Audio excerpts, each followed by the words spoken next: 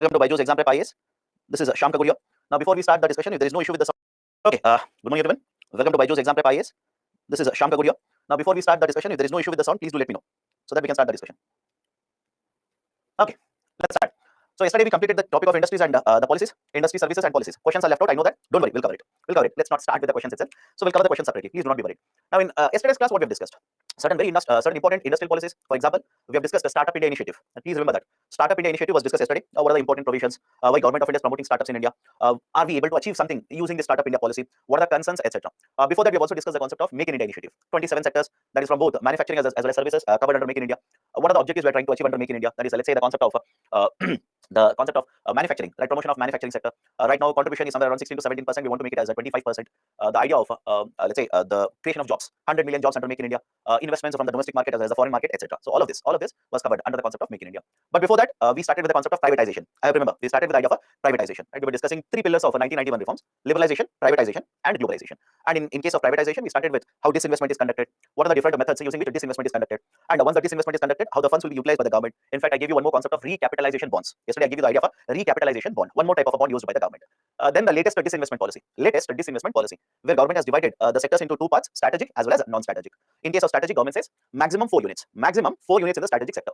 Whereas in case of a non-strategic sector, if we have the presence, that is the government of India owning certain units there, those units will be either closed down or will be sold off to private sector. Either will be closed down or sold off to the private sector. That is the latest disinvestment policy. Now, apart from this, we also have discussed the services sector. What has happened to services sector in India? Why there is a sudden boom in the services sector? What reforms or the policies have been taken by the government to promote the services sector? Right? Plus, even the idea of globalization. Right? What is the definition of globalization? Is there a requirement of a globalization in India? As the result of globalization, what has actually happened in India? What are the advantages? What are the concerns, etc. All those things we have discussed yesterday. So let me continue with the next chapter now. The idea of planning, the concept of planning. Right, the concept of a 5-year plans, very, very famous in India. But before I start, here is a very important pointer for you. Right, you either take it as a pointer, advice, or a recommendation, whatever you want. 5-year plans is not a very small concept. It's not a very small concept. Right, for example, if you've heard of it, we have implemented 12 5-year plans. I'll start using short form of 5-year plans, FYP. We have implemented 12 5-year plans, which means for every 5 years, we have one plan in case of India post-independence. And each of the plan, for every plan, there is a very, very small document consisting of, let's say, 500 pages, 1000 pages, 800 pages, etc. Let's take an average 500 pages. Now, 500 pages, one document for every plan, 12 5-year plans. Early morning CSAT. How many pages you will have? 6,000 pages. 6,000 pages. Okay. So my question to you: do you need to read all the 6,000 pages? Think of it. Do you need to read all the 6,000 pages? And if you have any doubts regarding that, answer is no. Answer is absolute no. Absolutely no, not required. Point number 2: are we following 5-year planning now? Are we following 5-year plans right now? Absolutely no. After 2015, no, we have discontinued the idea of a 5-year plan. Right? So whatever is the importance of 5-year plans now, it is just historical importance. Just historical importance. Like here and there, once every 2 years or 3 years, etc., UPSC will throw a preliminary based question on a 5-year plan. So that's the reason. Do not try to read everything about 5-year plans. You're simply wasting your time. What is the importance of 5-year plan? Where it is, right? Or what are the important points in each of the 5-year plan? For example, for every 5-year plan, I will give you around 3 to 4 points. For every 5-year plan, I'll give you around 3 to 4 points. Right? Here itself, how many points you'll have? 12 into, let's say, 4, 48 points. And the difficulty of this, I'm not questioning your capacity. I know everybody, right, including me, by the way, every one of us is a product of universities in India. We are very good in by hearting. I know that. Right? So 12 into, let's say, 4 points, 48 points, more than sufficient. If you ask me, this is more than sufficient for preliminary as well as mains examination. Why UPSC stopped asking questions on 5-year plans? We do not use 5-year plans. We have, let's say, the concept of Niti Aayog now. From 2015, we have shut down the planning commission. We have the Niti Aayog now. So that is where the questions in the mains has been asked. A discussion on Niti Aayog has been asked so far. So that's a very important point that I just wanted to tell you, because I've seen many books. They will give you 5 pages of a first 5-year plan, another 5 pages on second 5-year plan, another 5 pages of third 5-year plan. You're simply wasting your time. Trust me when I say this. I'll show you questions, what kind of questions have been asked. You will simply waste your time. Do not do that. Read 3 to 4 points. Remember, if there is something related to current affairs, please read that. Can I give a current affairs connection to 5-year plan in India? How many of you have been reading the newspaper and have come across the newspaper article regarding the connection between India and Bhutan? Connection between India and Bhutan. How many of you have read that article? Because the Premier of Bhutan is there in India, right? The Premier of Bhutan is actually visiting India, and there is a discussion. Okay? So that is the reason. Now, please look at it. India has discontinued 5-year plans. Bhutan is still implementing 5-year plans. I hope you understand my point here. India has discontinued 5-year plans. Still, Bhutan is implementing 5-year plans. Right? They are implementing 12th 5-year plan. Very soon, they will start 13th 5-year plan. And you know why that discussion appears in the newspaper? It appears because, just like India, you'll understand in some time, just like India, Bhutan is dependent on foreign aid. Not today. India is not very much dependent on foreign aid today. But earlier in the first 5-year plan, second 5-year plan, third 5-year plan, there was a lot of foreign aid. Foreign aid means what? Assistance from global agencies, money taken from the foreign countries, etc. Just like we were in the beginning of 5-year plans, Bhutan is even today dependent on foreign aid, majorly coming from India. That is the reason there's a connection to the current affairs. One more current affairs concept: Hindu rate of growth. I'm pretty sure you've heard of it. So whenever these kind of terminologies are there in the newspaper, focus on that. But apart from that, planning as a concept is outdated now. Anyways, what I'll be covering, I'll start with the concept of economic planning. Then we'll have a discussion of 5-year plans. I'll throw a lot of data at you people. In next 1.5 hours, you'll be fed up with the concept of planning. Don't worry. We'll also discuss what is the evaluation of the 5-year plans in India. And finally, we'll enter into concept of Niti Aayog. Okay. Now, let me start. What do you mean by economic planning? India follows economic planning, by the way. So what do you mean by economic planning? Economic planning basically refers to a system wherein government through an agency will try to find out how much resources we have, what objectives we want to achieve using the resources, and how the resources can be best allocated. I'll repeat the statement. What is the basic idea of economic planning? Economic planning basically refers to a system wherein government through an agency will find out how much resources we have. Sir, what do you mean by resources? Money, capital for that matter, human labor, right, mineral resources, etc. So what is the amount of resources available to us? What we are trying to achieve using these resources, and how best we can utilize these resources. This process is referred to as economic planning. This is referred to as economic planning. In case of India, the concept of economic planning after independence started in 1950 with establishment of Planning Commission. In 1950, we established a Planning Commission, and the responsibility of identifying and defining the objectives for independent India was given to the Planning Commission. Now, what is the composition? How many members were there? I'll give you the composition in some time. Don't worry. So, from 1950, establishment of Planning Commission kick-started the idea of economic planning, that is specifically 5-year plans. In case of India, we followed the concept of 5-year plans. I'll start using the short form. Please get on board with this. 5-year plans. We started the concept of this from 1951. That is in the year 1951. It was the first year with which we started, or we launched the first 5-year plan in India. And over a period of time, many 5-year plans have been implemented. How many plans? In which year? I will give the data to you.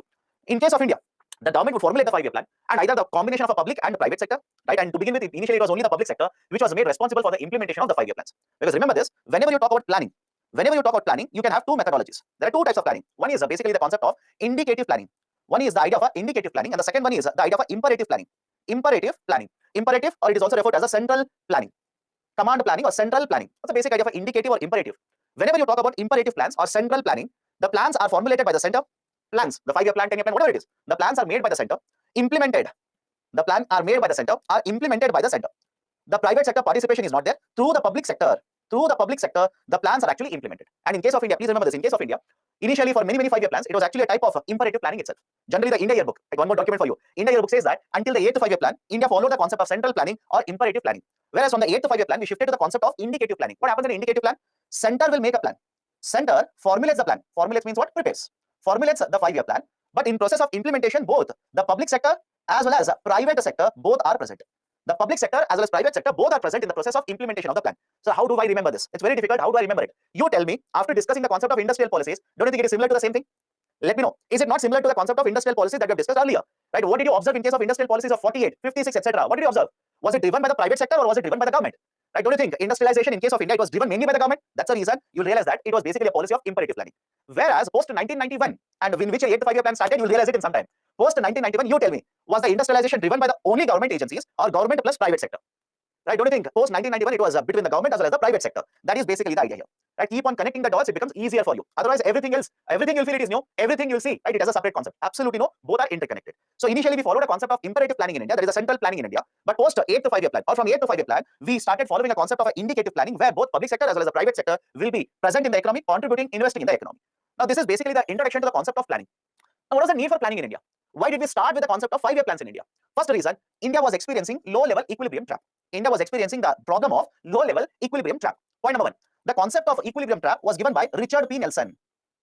The concept of the equilibrium trap was given by Richard P. Nelson. Now, what does the equilibrium trap talk about? In context of Indian economy, imagine 1947. Just imagine the situation.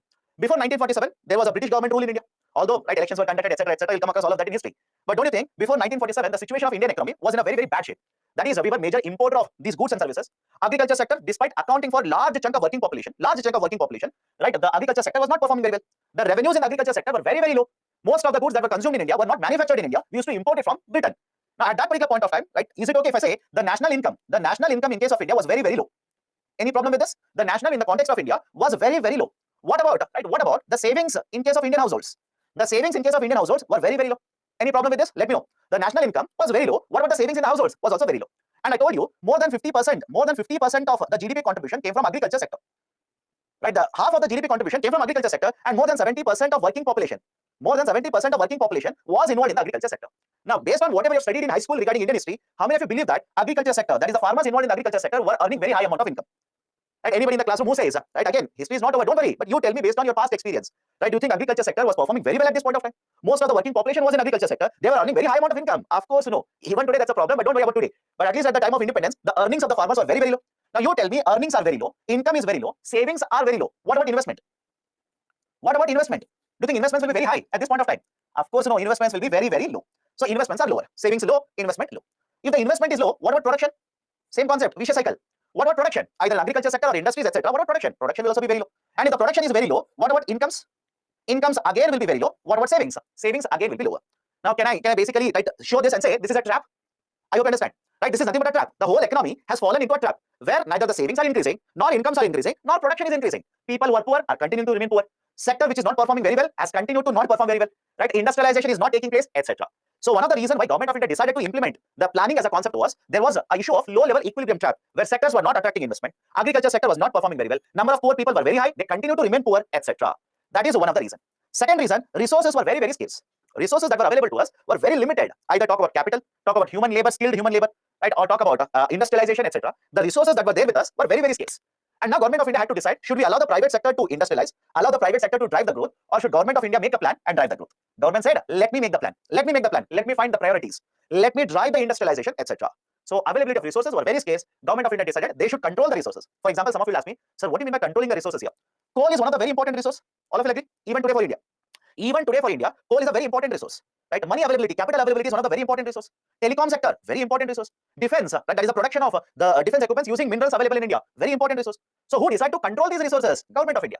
Coal sector was nationalized in 1971. Indira Gandhi was the prime minister. Coal sector was nationalized. What about banking sector? Nationalized 1970, 1980. What about civil aviation? Nationalized. Defense manufacturing? Nationalized. Railways? Nationalized. So what you see is during the phase of planning, government decided resources are very limited to us. We should use it very efficiently. Hence we went for the policy of nationalization. What about social justice? People who are very poor are very high in India.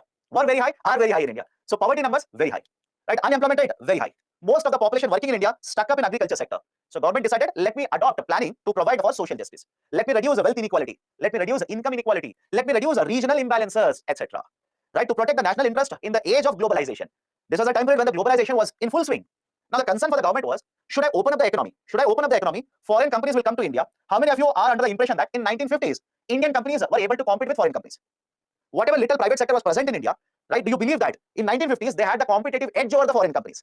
If the government of India had opened up the market, if that simply opened up the market, then foreign companies would have flooded the domestic market. The domestic companies were not very competitive at that point of time. Again, here and there, one or two companies will find examples. Some of you will give me example. But sir, Tata was present at that point of time. But sir, this was present. These are countable companies, right? But if the economy was opened up, foreign companies would have come to India because customer base is very high. Automatically, customer base is very high for them.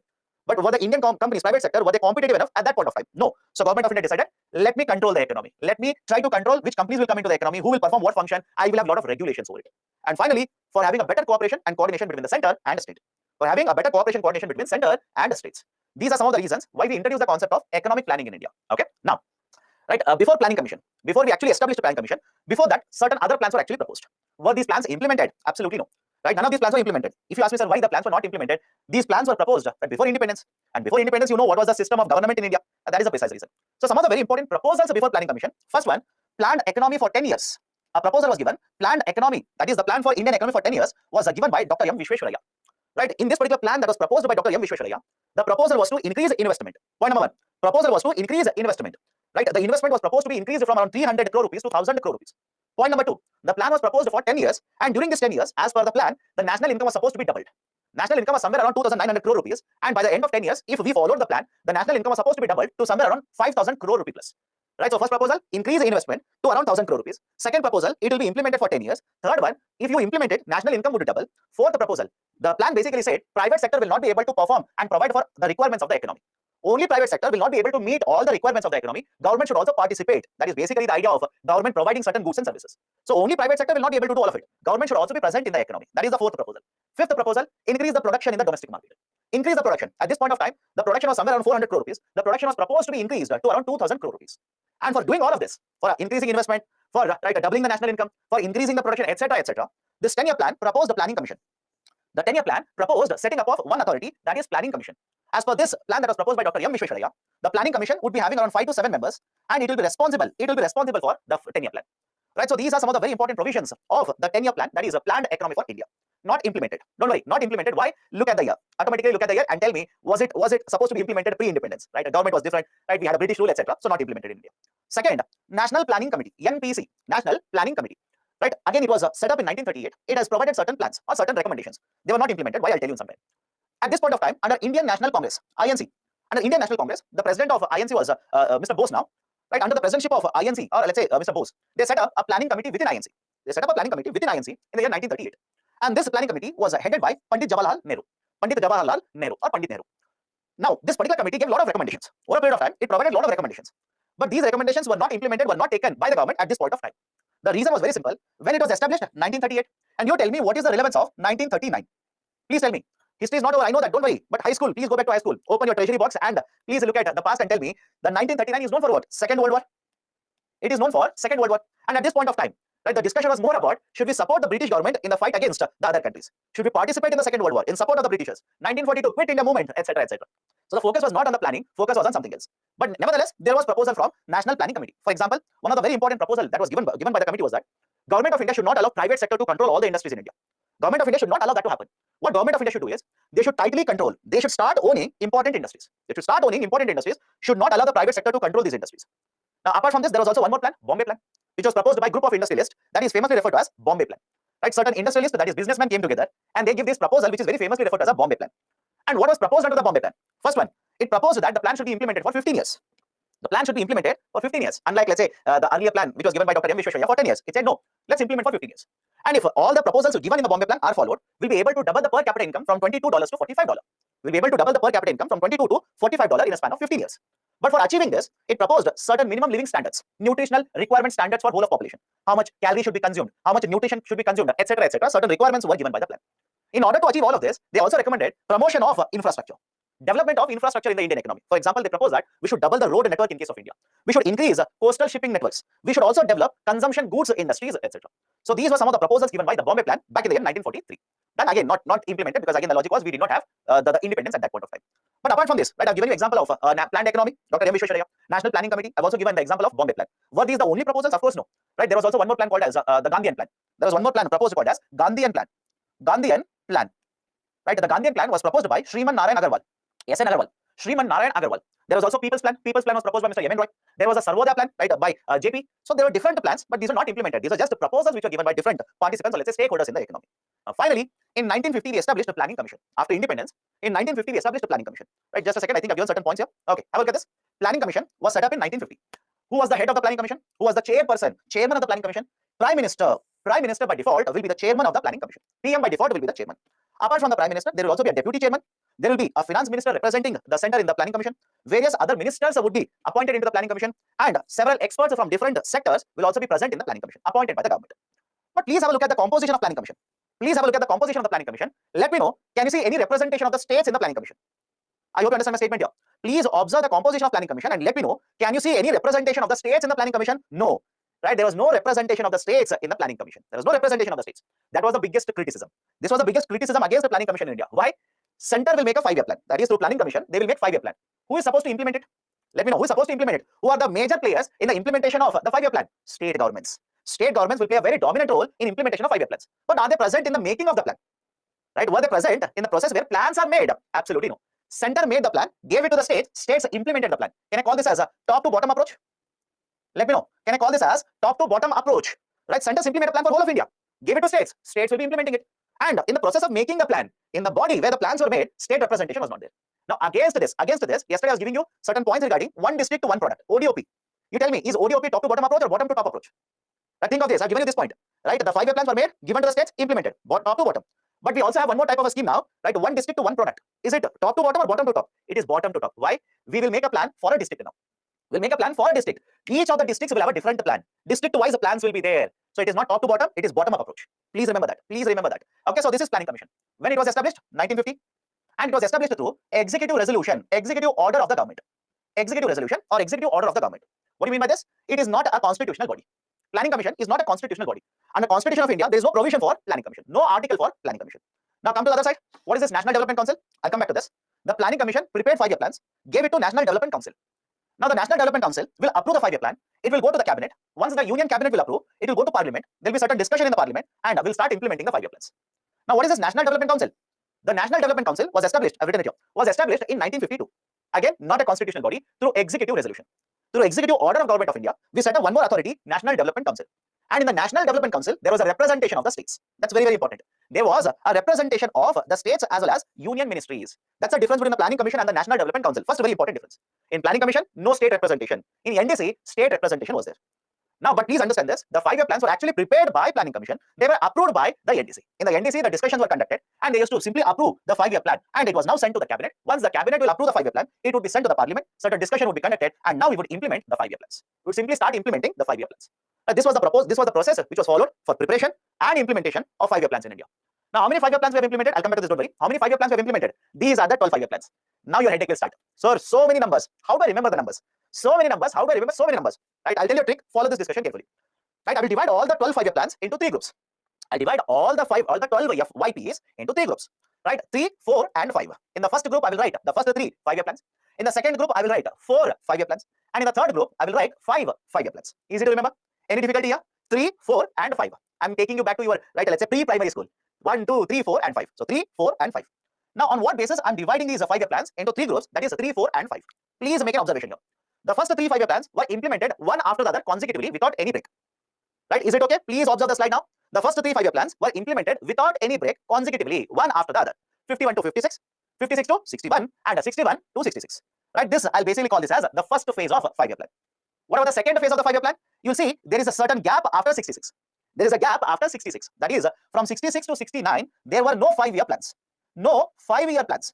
Right? Remember the point. There were no 5-year plans. After 66, we said, let's take a break. Let's take a break. Let's not implement another 5-year plan. Why, you'll understand in some time. So we took a break. We did not have 5-year plans, but we had annual plans. I'll repeat the statement here. After third 5-year plan, we did not have another 5-year plan after the third 5-year plan for a couple of years. But we had annual plans. What do you mean by annual plans? Yearly plans. All of you agree? Look at the term. Annual means what? For 1 year, plan was made. Another year, plan was made. Another year, plan was made. We had annual plans. Now, because we did not have a 5-year plan after this phase is also referred as a plan holiday. This phase is referred to as plan holiday. Any problem? The phase from 66 to 69 is also referred to as a phase of plan holiday. Why? No 5-year plan was implemented. Then fourth 5-year plan started 69. 69 to 74. 74 to 79. Again, you'll see a small gap here. Just make an observation. Why? I'll tell you. 69 to 74, we implemented. Then 74 to 79, we should have implemented, but I'll tell you what happened. Suddenly you'll see a certain disruption here. That is 74 to 79, and the next 5-year plan, that is the sixth 5-year plan, should have been implemented from 79, but no, it was implemented from 80. Why? This is the reason. This is the reason. All of you remember what happened in 74, just around 74 in India? 1974. What happened around 1974 in India? Emergency. I hope you remember that. Even if you have not read anything, high school is more than sufficient for this. Emergency period. There was emergency that was imposed by the Congress government. After that, elections were conducted. Indira Gandhi, who had made the government, Prime Minister was Mrs. Indira Gandhi, lost the elections, right, was sent to jail, and there was one more government at this point of time. That is Janata government, Janata Party government. Janata Party government was made. And obviously, right, have a look at this. You are replacing one government with another government which has a different ideology altogether. The new government had a new ideology. Right? They believed in something else apart from what was believed by the Congress government. So will the new government continue with the same 5-year plan? Right? How many of you think that is possible? Will the new government continue with the same old 5-year plan? No. What the Janata government did was they discontinued the 5th 5-year plan and introduced the 6th 5-year plan. Introduced the 6th 5-year plan from 1978 to 1983. And the speciality about this new plan that was implemented or was introduced by the Janata government was this was referred to as a rolling plan. Remember this. This was referred to, right, a rolling plan. Right? What do you mean by rolling plan? Rolling plan is also referred to as continuous planning. This was referred as a continuous planning. Right? Why, sir? What is the reason of continuous planning? Let me give a very simple example. You will make a study plan for economy. Just a hypothetical example. You will make a study plan for 1 month for economy. And whatever happens, you will not change the plan. You will simply keep on following the plan. Simply keep on following the plan. Right? For example, in the first week, you wanted to cover banking sector. You will continue reading the banking sector. After 1 week is over, you will shift to the next chapter. Whether you have completed, whether you are not completed, doesn't matter. Your plan says second week you will have to start a concept of FDI. You will start reading it. Right? So argument was simple. 5-year plans were made and 5-year plans were implemented. Right? That was the normal process. But in case of continuous planning or rolling plan, the 5-year plan was actually divided into annual plans. I hope you understand. The 5-year plans were divided into annual plans. That is, let's say plan for 1 year, 78, 79. Plan for another year, 79 and 80. Plan for third year, 80 and 81. I'm talking about financial years here. And what is the basic idea? Once you implement the first annual plan, based on the evaluation of that, you will make changes to second annual plan. I hope you understand. You will implement one annual plan, that is a part of the 5-year plan. And after you implement the annual plan, suddenly you will evaluate what happened in the first annual plan. And based on this, you will make changes to the second annual plan. Now you will implement the second annual plan. And after the year is over, you will evaluate how the plan happened, what was the issue with relation to implementation, etc., etc. Based on that, you will make changes to the third annual plan. Now, is the logic okay? What you're doing here? You're continuously making the changes to the plan. I hope you understand. You are continuously making changes to the plans here. And because you're continuously changing the plans like this was referred as a continuous planning methodology. Right? Another name for this is rolling the plan. Another name for this is a rolling plan. Rolling plan means what? Continuously. It is moving like this. You have made a 5-year plan, but continuously you're chopping and changing these plans or the policies under the plans. Hence, this was called as a continuous planning and a rolling plan. Right? That was implemented. But again, Janata government lost elections. Right? A new government was formed. Right? Mrs. Indira Gandhi again became the Prime Minister. Now, do you think when the new Prime Minister will become, or a new person will become the Prime Minister now, will they continue with this, the old 5-year plan? Just like what the Janata government did was, right? What Janata government did, they discontinued 5-year plan and they basically implemented a new 5-year plan. When the new government was formed again, Congress government was formed, they did the same thing. They discontinued the 6th 5-year plan of the Janata government, and from 1980, they again implemented one more 6th 5-year plan. Right? I hope you understand. They implemented one more 5-year plan starting from 1980. Now, this is not difficult. 80 to 85, 85 to 90. Now, look at 8th 5-year plan. Please go back to the earlier point I told you. Imperative, indicative. Now, anybody has a problem if I say, look at it and let me know. Anybody who has still a doubt when I say from 8th 5-year plan, Government of India adopted imperative planning. I'm sorry, indicative planning. My mistake, not imperative, indicative planning.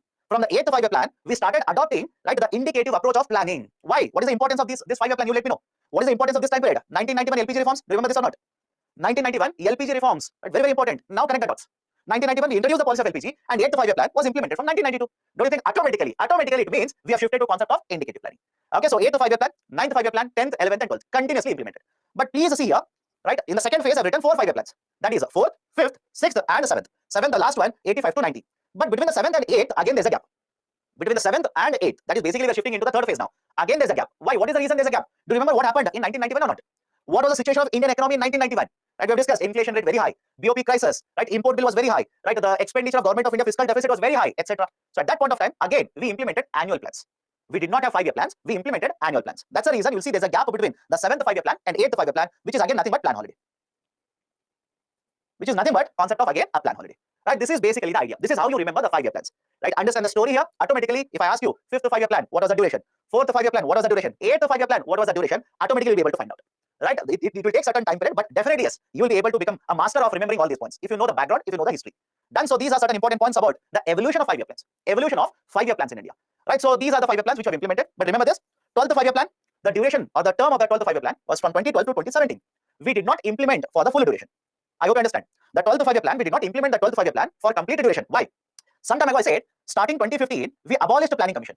I've told you this. We abolished the planning commission and we implemented a new authority. We set up a new authority, Niti Aayog, starting 2015. You tell me, the planning commission, which is responsible for the implementation of 5-year plans, has been abolished. Do you think you will be able to continue to implement 5-year plans? I hope you understand. Right, the authority which is responsible for the implementation of 5-year plan has been abolished.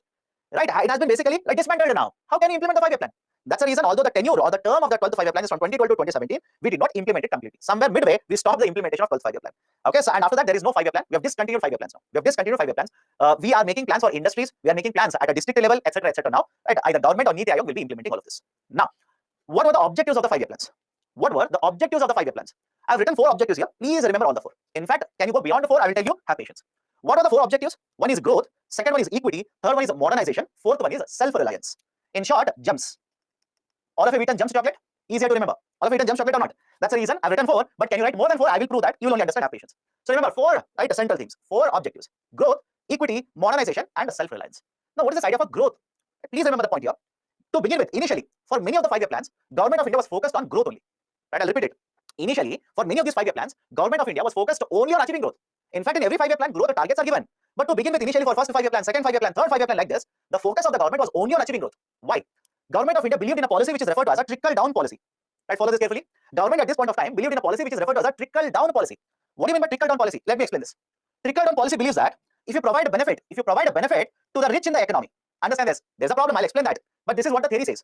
If you provide the benefit to rich people in the economy, these benefits will flow down to other sections in the economy. I will repeat the statement here. If you provide the benefits to the rich people in the economy, the benefits will flow from the rich people to other sections in the economy. So how is that possible? Right? How is that possible? We generally don't observe it. But what was the belief? Let me explain it. Imagine here is a very rich businessman. Imagine there is a very, very rich businessman, billionaire.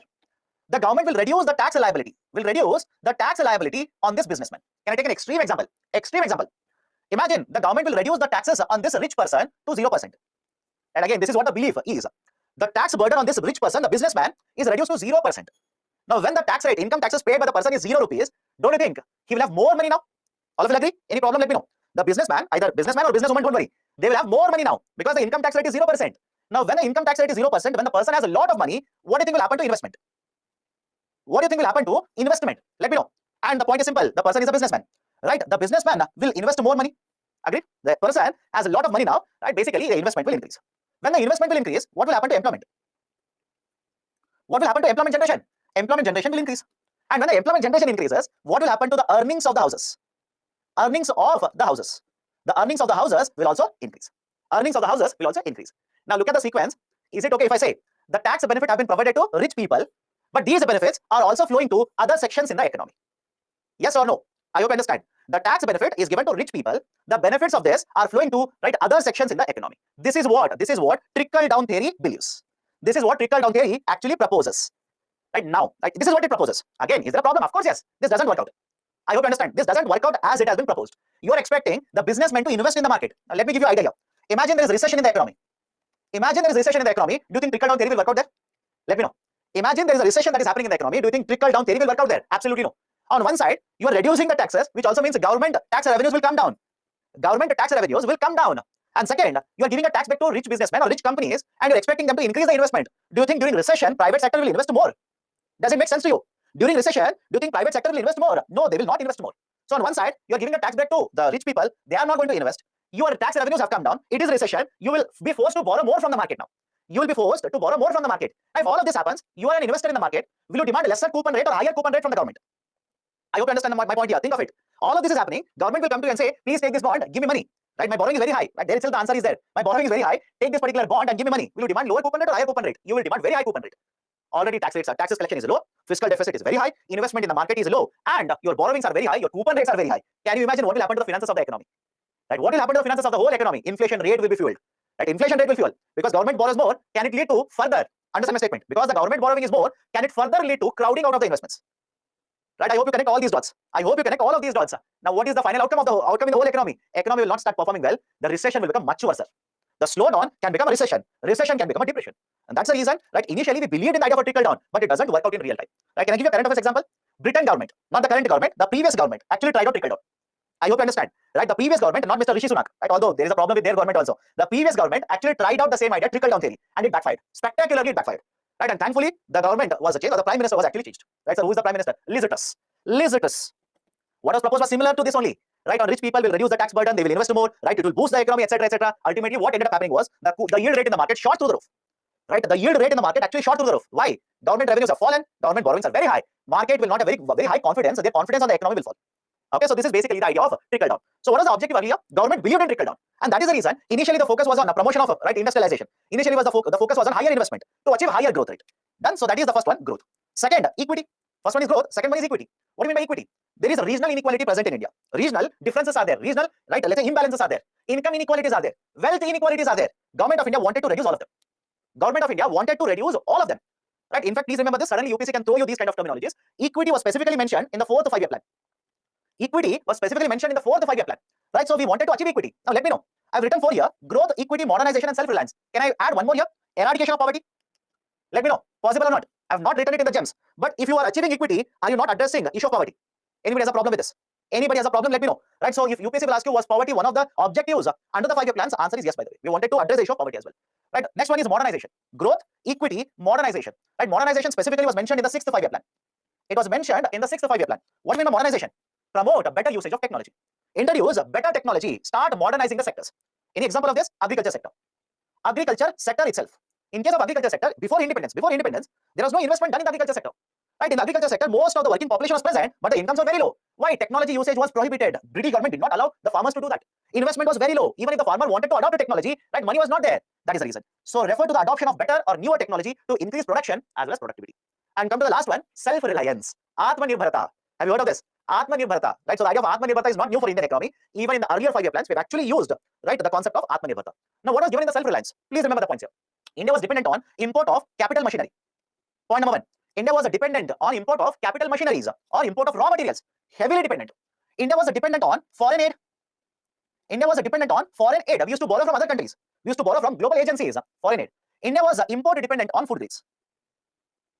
India was dependent on the import of food grains. For example, we imported a lot of food grains from USA. From USA, we ended up importing a lot of food grains. Right? Reason was simple. Production was comparatively lesser compared to demand. Compared to demand, production was lesser. So that is the precise reason. We were dependent on foreign aid. We were dependent on import of food grains. We were dependent on technology. We were dependent on machinery, raw materials, etc. So government of India decided, let's focus on Atmanirbharata or self-reliance. That was also one of the objectives under the 5-year plans. How are we going to achieve self-reliance under this? I'll give a very simple idea here. Right? For many decades in India, we followed a concept of import substitution. We followed a concept of import substitution. Remember this. There is a policy called as import substitution that was promoted by the government. What is the idea of import substitution? If a product can be manufactured in India, as far as possible, prohibit import of it. Try to produce in the domestic market and use the domestically produced goods. Do not allow the imports to come into India. Right? Let me give a very simple example. Imagine this market is produced in India. If this is produced in India, government would do everything in its power to reduce the import of the market. Right? So what is happening here? The domestically produced good will be consumed in place of imported good. That is the policy of import substitution. Right? So for many decades, we followed the concept of import substitution. Right? And the idea of a self-reliance, concept of self-reliance was mentioned in different 5-year plans. For example, it was mentioned in 3rd 5-year plan. It was mentioned in the 4th 5-year plan. It was mentioned in the 7th 5-year plan, etc. Right? So these were the long-term objectives or the goals that the planning commission had set up for Indian economy. Done. Now, Let me enter into individual 5-year plans. Individual 5-year plans. So these are the 12 5-year plans. I've given you a table, very simple table here, where 24 numbers are there. Where only 24 numbers are there. First 5-year plan, what was the target? What we were able to achieve. Second 5-year plan, what was the target? What we were able to achieve. Third 5-year plan, what was the target? What we were able to achieve. Now many of you ask me, sir, should we remember the table? My recommendation, no. This is my advice to you. Don't by heart, the whole 24 numbers. I'll tell you why. There are 24 numbers here, and all the 24 numbers are different to each other. It's not just by hearting 24 numbers, it's by hearting sequentially the correct numbers. I hope you understand the problem here, and don't take it as a challenge. I'm not challenging any one of you. Please do not take it as a challenge, and just to prove me wrong, don't spend 1 month to by heart the table. First 5-year plan, specific set of numbers are there, 2.1%, 3.6%. Second 5-year plan, 4.5%, 4.3%. You will have to keep on by hearting exactly the combination of the numbers. First, second, third, like this. Not easy, don't do that. But then what can be asked in UPSC? Please have a look at the table and let me know which is the first 5-year plan where we were able to achieve 6% GDP growth rate. Let me know. Observe the table and let me know which is the first ever 5-year plan. First ever 5-year plan where we were able to achieve 6% GDP growth rate. Right? All of you agree? It is the 7th 5-year plan. It is the 7th 5-year plan, and 6 number, that is the 6% is a good number. It's a very good number. Right? So argument is these kind of questions can be asked. These kind of questions can be asked by UPSC. Please be very careful. Do not buy out all the numbers. Not required. Very difficult. Don't do that. Okay. Now, apart from this, my recommendation: remember the first 5-year plan also. Right? Remember the first 5-year plan. Why? It's the first one. Obviously, it's the first one. Right? Anything that is done for the first time, for example, a direct benefit transfer, or for that matter, 5-year plans, or for that matter, let's say Pradhan Mantri Jan Dhan Yojana, etc. The first 5-year plan always is relevant. Right? So 2.1% was the target. We were able to overachieve it, 3.6%. Right? So it was a very successful plan for India. Very successful plan for India. Okay. So first 5-year plan important. 7th 5-year plan is important. 12th 5-year plan we have discontinued in between. Right? Just remember that. Now, let me enter into individual 5-year plans. Right? And please, before I start, lot of data I'll give it to you. Listen to the lecture carefully. Focus on the lecture. Listen to the lecture. Let me start. First 5-year plan. The first 5-year plan was implemented from 51 to 56. 51 to 56. Point number 2. At this point of time, we were dependent, right, regarding food grains. We were suffering because of higher price levels in the domestic market, and that is the precise reason the focus of the first 5-year plan was agriculture sector. The focus of the first 5-year plan was agriculture sector. And I'll tell you the context also. I will tell you the context. All of you agree? After independence, right, or even before independence, partition was done. I hope you understand. Partition happened between India and Pakistan. From one country, it was divided into 2 countries. So why should I read partition here? How many of you know Pakistan also had or let's say has very important agriculture areas? Right, in the region which was given to Pakistan, important agriculture sector output was done from that area. And when the partition was done, do you think population was divided equally between Pakistan and India? Right? Anybody who says that population was equally divided? No. Very important agriculture region, right, surrounding Punjab went into Pakistan. There's a Punjab again in Pakistan as well. And on the other hand, disproportionate population, highest population was right in Indian economy or was in Indian region. So supply of agriculture sector was cut off. Supply of agriculture sector output was cut off. Second, in the Pakistan region, certain important raw materials were also available, which was supplied to rest of India. Example, cotton. So have a look at this. Highest population into India. Raw material supply cut off. Agriculture sector, some of the important areas went into Pakistan. So what should be your natural inference here? What should be the focus area first 5-year plan? Focus was agriculture sector. Done. So the focus in the first 5-year plan was agriculture sector. And we were able to achieve very good agriculture output. Because the focus was on agriculture sector, we were able to achieve good output. Prices were controlled. Agriculture output increased. Right? And this was the duration when Government of India also decided we should construct irrigation projects in India. We should construct irrigation projects. Why agriculture sector again? Irrigation projects or big irrigation projects. Large irrigation projects always provide a benefit to agriculture sector. That is the reason major irrigation projects were also announced in the first 5-year plan. But please understand this, the first 5-year plan and second 5-year plan is associated with one economy model, very famously referred to as Harrod-Dober model. There is one model in economy, Harrod-Dober model. And by the way, because I've written a dash here, what is the indication of a dash? Harrod was one economist, Dober was another economist. 2 different economists have given a proposal. We have clubbed the proposals, which is referred to as a Harrod-Dober model. Now, what is this Harrod-Dober model? Please have a look at the formula here. What is this Harrod-Dober model? Harrod-Dober model will provide the connection between growth, savings, and capital output ratio. Harrod-Dober model will provide the connection between growth, savings, and capital output ratio. That is, as per this model, if you want to achieve a higher growth rate, savings rate should increase, capital output ratio should decrease. I'll tell you why. Have patience. As per this theory, if the country wants to achieve a higher growth rate, savings in the economy should increase, capital output ratio should decrease. Now, anybody has a problem with this first point? If the savings in the economy increases, we will be able to achieve higher growth rate. Any problem? Anybody on the 21st class or in the 21st class in the economy says, sir, how higher savings will contribute to higher growth in the economy? Right? Earlier also, some time ago I've discussed, savings rate were very low, investment was low. As a result of this, right, production was very low. So higher savings always will lead to higher or will always contribute to higher growth rate. But what is the second idea? What is the second concept here? Capital output ratio. Right? What is the idea for capital output ratio and why we should reduce it? Follow the explanation here. Capital output ratio simply refers to how many units of the capital you must spend to get 1 unit of output. I'll repeat it. Capital output ratio simply refers to how many units of the capital you must be spending to get 1 unit of output. Meaning what? Imagine you are a manufacturer. You want to manufacture this marker. You are spending 6 rupees to get 1 unit of output. You are spending 6 rupees to get 1 unit of output. Can I call this 6 as capital output ratio? Let me know. Can I call this 6 as capital output ratio? Any problem? Question number 2. Question number 2 here. What would you prefer? A higher capital output ratio or a lower capital output ratio? Think of this. Think of this. It's a very simple idea, by the way. Right? What would you prefer? A higher capital output ratio or a lower capital output ratio? Don't you think lower capital output ratio basically means production is higher in the economy. Right? Thankfully, none of you said higher. Thanks a lot. None of you said higher. All of you have whatever answers you have given, you said lower. Thanks a lot for that. What is the meaning of that? Imagine you're spending 100 rupee. The total capital you have is 100 rupee. Example 1, capital output ratio is 5. Example 2, capital output ratio is let's say 10. Don't you think in the first example, with the same amount of capital, you'll be able to produce more? Let me know. Right? In case of the first example, with the same amount of capital, you'll be able to produce more. Now look at the formula. Please look at the formula.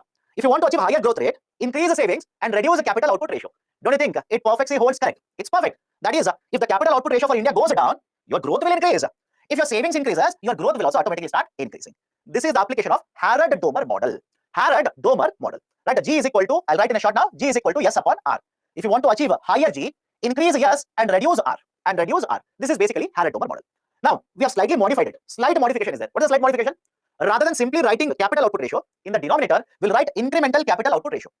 In the denominator, I will make a modification here. I will write it as incremental capital output ratio. So, what do you mean by incremental capital output ratio? Let me start with an example. Imagine between 1950 to 1980. Imagine, I'll just take hypothetical numbers here so that you understand easier calculation for me. Between 1950 to 1980, total amount of investment, capital investment is 100 crore rupees. Total amount of investment that you have done is 100 crore rupees.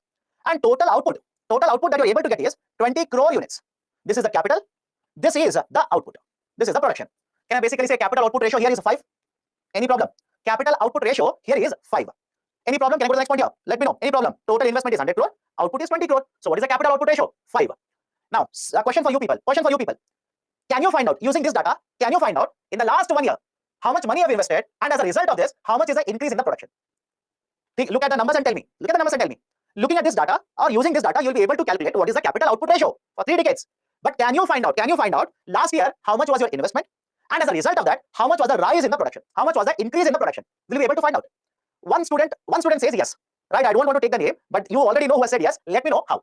The one who is saying yes, please tell me how. How is that possible? Do you know how much was invested in the last year? Do you know how much was the capital invested last year? No. Do you know what was the rise in the production in last year? Again, no. How can you calculate for last 1 year? So what is the problem here? What is the problem? Whenever you talk about capital output ratio, you will not be able to find out what is the effectiveness of the capital invested in the last specific duration. In the last 1 year, no idea.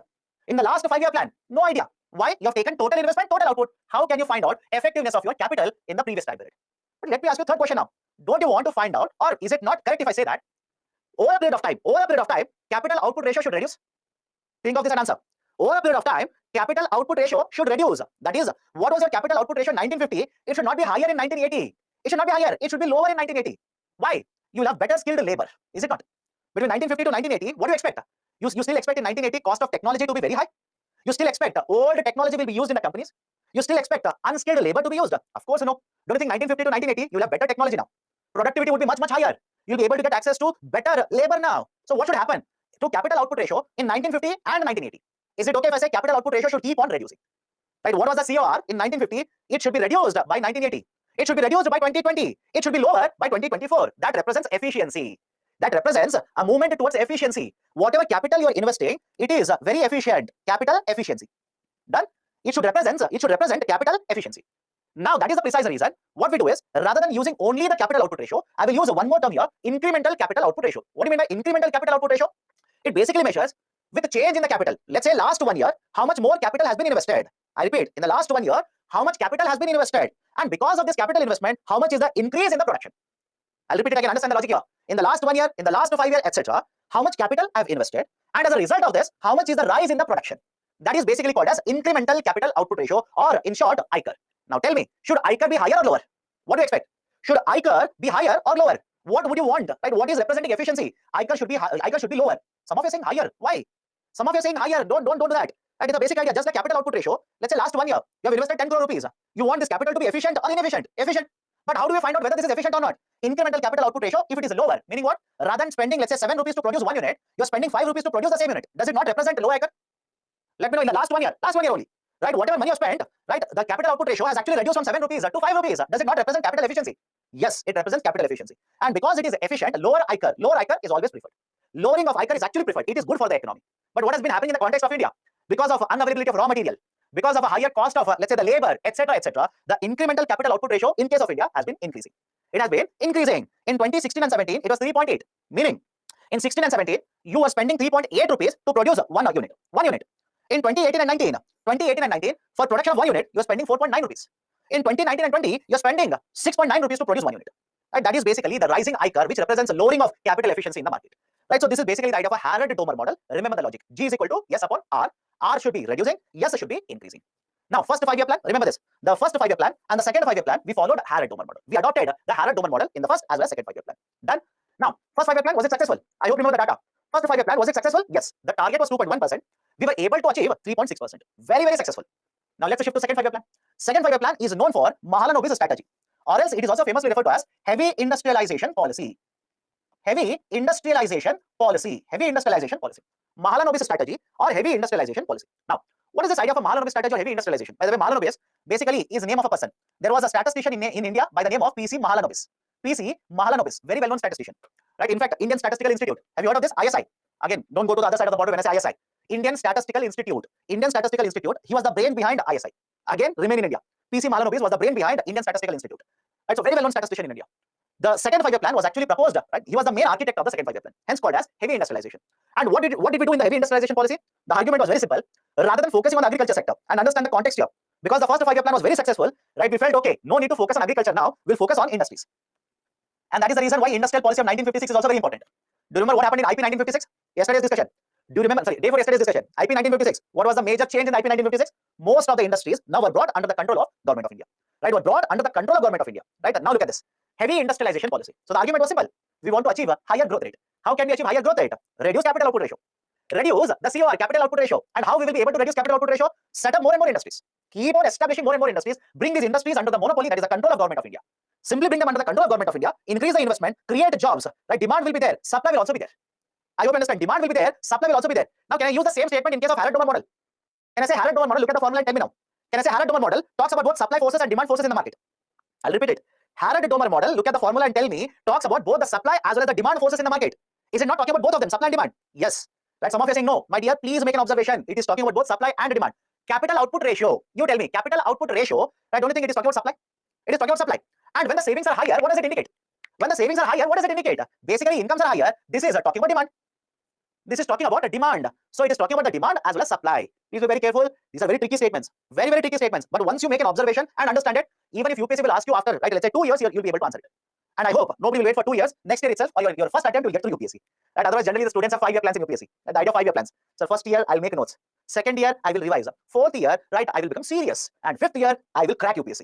Right? Be very careful. Be very careful. In case of India, 5-year plans have not been very successful. Okay. So second 5-year plan. Second 5-year plan, heavy industrialization policy. Right? Right, heavy industrialization policy. What did we focus here was, we wanted to establish a lot of industries. And the argument was, we will establish the industries, we will produce in India, employment will be generated, automatically the demand will also start increasing. But there is a problem here. What is the problem? You want to set up industries, you want to produce in India, don't you think it will promote more and more imports? Let me know. Don't you think it will promote more and more imports? Why? You want a machine. Is it available in India? And you're talking about 1956. You're talking about 1956. You want a machine to produce, right, something, you will import it. And at this point of time, please remember this, the savings rate in case of India was very, very low. Savings rate in case of India was very low. If the savings rate is already very low, from where will you get the investments then? From where will you get the investment? That's the reason we dependent on foreign aid. We were heavily dependent on foreign aid. This policy, in fact, led to more and more borrowing from the external market. The whole idea was, we'll produce more in the domestic market, supply more in the domestic market, employment will be generated, import dependence will come down, we'll be able to promote growth in the Indian economy. But what it actually led to was exactly opposite. Exactly opposite. Investments are very low, savings are very low, you started borrowing more money. So foreign aid, foreign dependency increased. You want to produce more goods, you require capital goods for that. So what happened to imports? Imports also started increasing. Right? That is the biggest problem related to Mahalanobis plan. That's the biggest issue related to Mahalanobis plan. So second 5-year plan, 56 to 61, right? It was basically focused on 2 types of industries. One is consumer goods. One is the production of consumer goods. Second one is the heavy industries. Now all of you understand consumer goods? Anybody has a problem with the term consumer goods? For example, the laptop that you're using right now, or the tablet or the mobile that you're using right now, with AC running, with AC, right, or a TV running, radio running, etc. All of those are capital goods. Somebody would be drinking tea, that's a capital good. Some of you say, sir, biscuit, capital good. I'm sorry, consumer good, not capital good, consumer good. So consumer goods was promoted. What about heavy industrialization or heavy industries? Please remember this. Heavy industries refers to those industries where investments are very, very high. Where investments, employment requirement, and in addition to this, the output is also very high. What do you mean by heavy industries? Investment requirement, employment requirement, output is higher, hence called as heavy industries. For example, steel industry. Let me know, in case of steel industries, how much money do you think companies are investing? Right? How much money do you think they are investing? Thousands of crores of rupees. All of you agree? Right? Thousands of crores of rupees. Or else shipbuilding, right? Aeroplane manufacturing, etc. All these are basically the examples of heavy industrialization. So the focus was promote heavy industrialization and also promote production of consumer goods. Okay, increase the national income as well as the rate of investment. Right, it was not possible. Right, that was a problem with this. 3 steel plants were also built during this particular plan. One at Rourkela, second one at Bhilai, and third one at Durgapur. Right, so again, like I've already mentioned, this plan was not very successful because if you remember the data, right, 4.8%, and we were able to achieve, 4.5%, we were able to achieve only 4.3%. Not very successful. Right, and again, understand this. One of the criticism related to this. Right, remember the point here. One of the criticism related to this was there was one more set of economists, experts, who criticized the concept of heavy industrialization. And as an opposition to heavy industrialization, they proposed one more theory, which is called as wage good theory, which is referred to as wage good model or wage good theory. And the two experts or two economists who are associated with wage good theory in case of India are Professor Vakil and Brahmananda. Right, two experts who are associated with this are the Vakil, that is one person's name is Vakil, and another person's name is Brahmananda. Very, very well known in case of India, that is specifically planning. Don't search for these in the books, they don't have it. Right, I've checked, most of the books do not have it. But understand the logic here. What was the proposal? This was given by Vakil and Brahmananda. This was referred to as a wage good theory. The argument that was put forward by these economists was that government of India should not promote development of heavy industries, rather they should promote wage goods. They should promote wage goods. Now you'll ask me, sir, what do you mean by wage goods? Those goods which will be purchased by a common man through the wages. All of you agree with me? Those kind of goods which will be purchased by Aam Aadmi, such as you, such as me, using the wages, were referred to as a wage goods. Right? Can I give you an example here? Clothes, food grains, etc. Any problem with this? Let me know. And please understand, you're talking about 1960s. You're talking about 1960s. I do not apply the logic today. Sir, I will purchase mobile phone. You have not written it. 1956, my dear, you're talking about that time period. Right? Where was the mobile phone at that point of time? Sir, smart TV, computer, nothing of that sort. Clothing, food grains. Any problem? Can I call these as wage goods? What was the argument of Mr. Vakil and Brahmananda was, they recommended that rather than focusing on the heavy industries, right now the focus should be on production of wage goods. Why? Can I say that people will consume wage goods, right? No matter what, people will continue to consume wage goods. And if the wage goods are produced in sufficient quantity, people will continue to consume, and this will improve the productivity of the workers. This will improve the productivity of the workers. Now, many of you ask me, sir, how wage goods will improve the productivity? My dear, look at the second example. Let me know. Look at the second example and tell me, is the availability of food grains sufficient quantity at lower prices? Is it not going to affect your productivity? Let me know. Yes, sir, right, rice is available. But what if the rice cost is 50 rupees per kg? What if the cost of the rice is 50 rupees per kg? Is it going to add to productivity of workers in the market? Absolutely no. So the argument which was put forward by the Vakil and Brahmananda strategy was, don't focus on heavy industries, focus on wage goods first. Produce and supply in sufficient quantity. If food grains are there in sufficient quantity, supply is sufficient, market prices automatically will be moderate, will be controlled. And if the prices are affordable, workers will consume it, it will add to the productivity. And over a period of time, when the productivity will increase, we can introduce other type of industries. So focus should not be on heavy industries, focus should be on wage goods. This theory is referred to as a wage good theory. This is referred to as wage good theory. So this is the second 5-year plan. Third 5-year plan, 61 to 66. Third 5-year plan, 61 to 66. Again, look at the focus now. Look at the focus now. Again, the focus was back on agriculture sector. Government started promoting agriculture sector. But again, even the third 5-year plan, there was a problem with this. What was the problem? During this particular period of time, there was a situation of drought. Multiple states experienced a drought situation. Point number one. Point number two, India fought 2 wars. India fought 2 wars. One with Pakistan, second one with China. That is one in 1962, second one in 1965. Now you tell me, if there's a drought, what will happen to agriculture sector? Agriculture sector suffered. If there is a war, right? In fact, not 1 war, 2 war, what will happen to utilization of resources? For example, money. Where do you think government of India will start spending more and more money? In social welfare or defense sector? Think of it. And all these are basic logical arguments. Where do you think government will spend more and more money? In promotion of social welfare, in promotion of agriculture sector, or in defense? Obviously defense. So because of the situation of a drought, because of the 2 wars that were fought by the government like this, right, the third 5-year plan was a thorough failure. In fact, it was stopped right well before 1966 itself. And that is the precise reason. Have a look at this. Right, there was a huge impact on the plan, and as a result of this, after the third 5-year plan, government of India said, let's discontinue the 5-year plans for some years. Let's not implement one more 5-year plan. Let's take a break, implement annual plans. And that is the reason from 66 to 69, there were 3 annual plans which were implemented. 3 annual plans were implemented. But apart from the focus on the agriculture sector, we also focused on basic industries. Now, what do you mean by basic industries here? Whenever the output of the industry will be used as an input in other industries. I'll repeat the statement. What do you mean by basic industries? Whatever is the output of this industry will be used by other industries. Such industries are referred to as basic industries. So now the focus was also on promotion of basic industries apart from agriculture sector. Right? So this is the third 5-year plan. After third 5-year plan, 3 annual plans. Now we will enter into the fourth 5-year plan. Fourth FYP, fourth 5-year plan, which was implemented from 1969 to 1974. 1969 to 1974. Now, under the fourth 5-year plan, we wanted to achieve, the objective was very simple. We wanted to go for self-reliance. We wanted to achieve a higher growth. Okay, self-reliance as well as growth. Point number 2. The recommendation, right? There was a committee set up, Gadgil committee, and based on the recommendations of the Gadgil, right? Gadgil was one of the very important economists, part and parcel of the 5-year plan.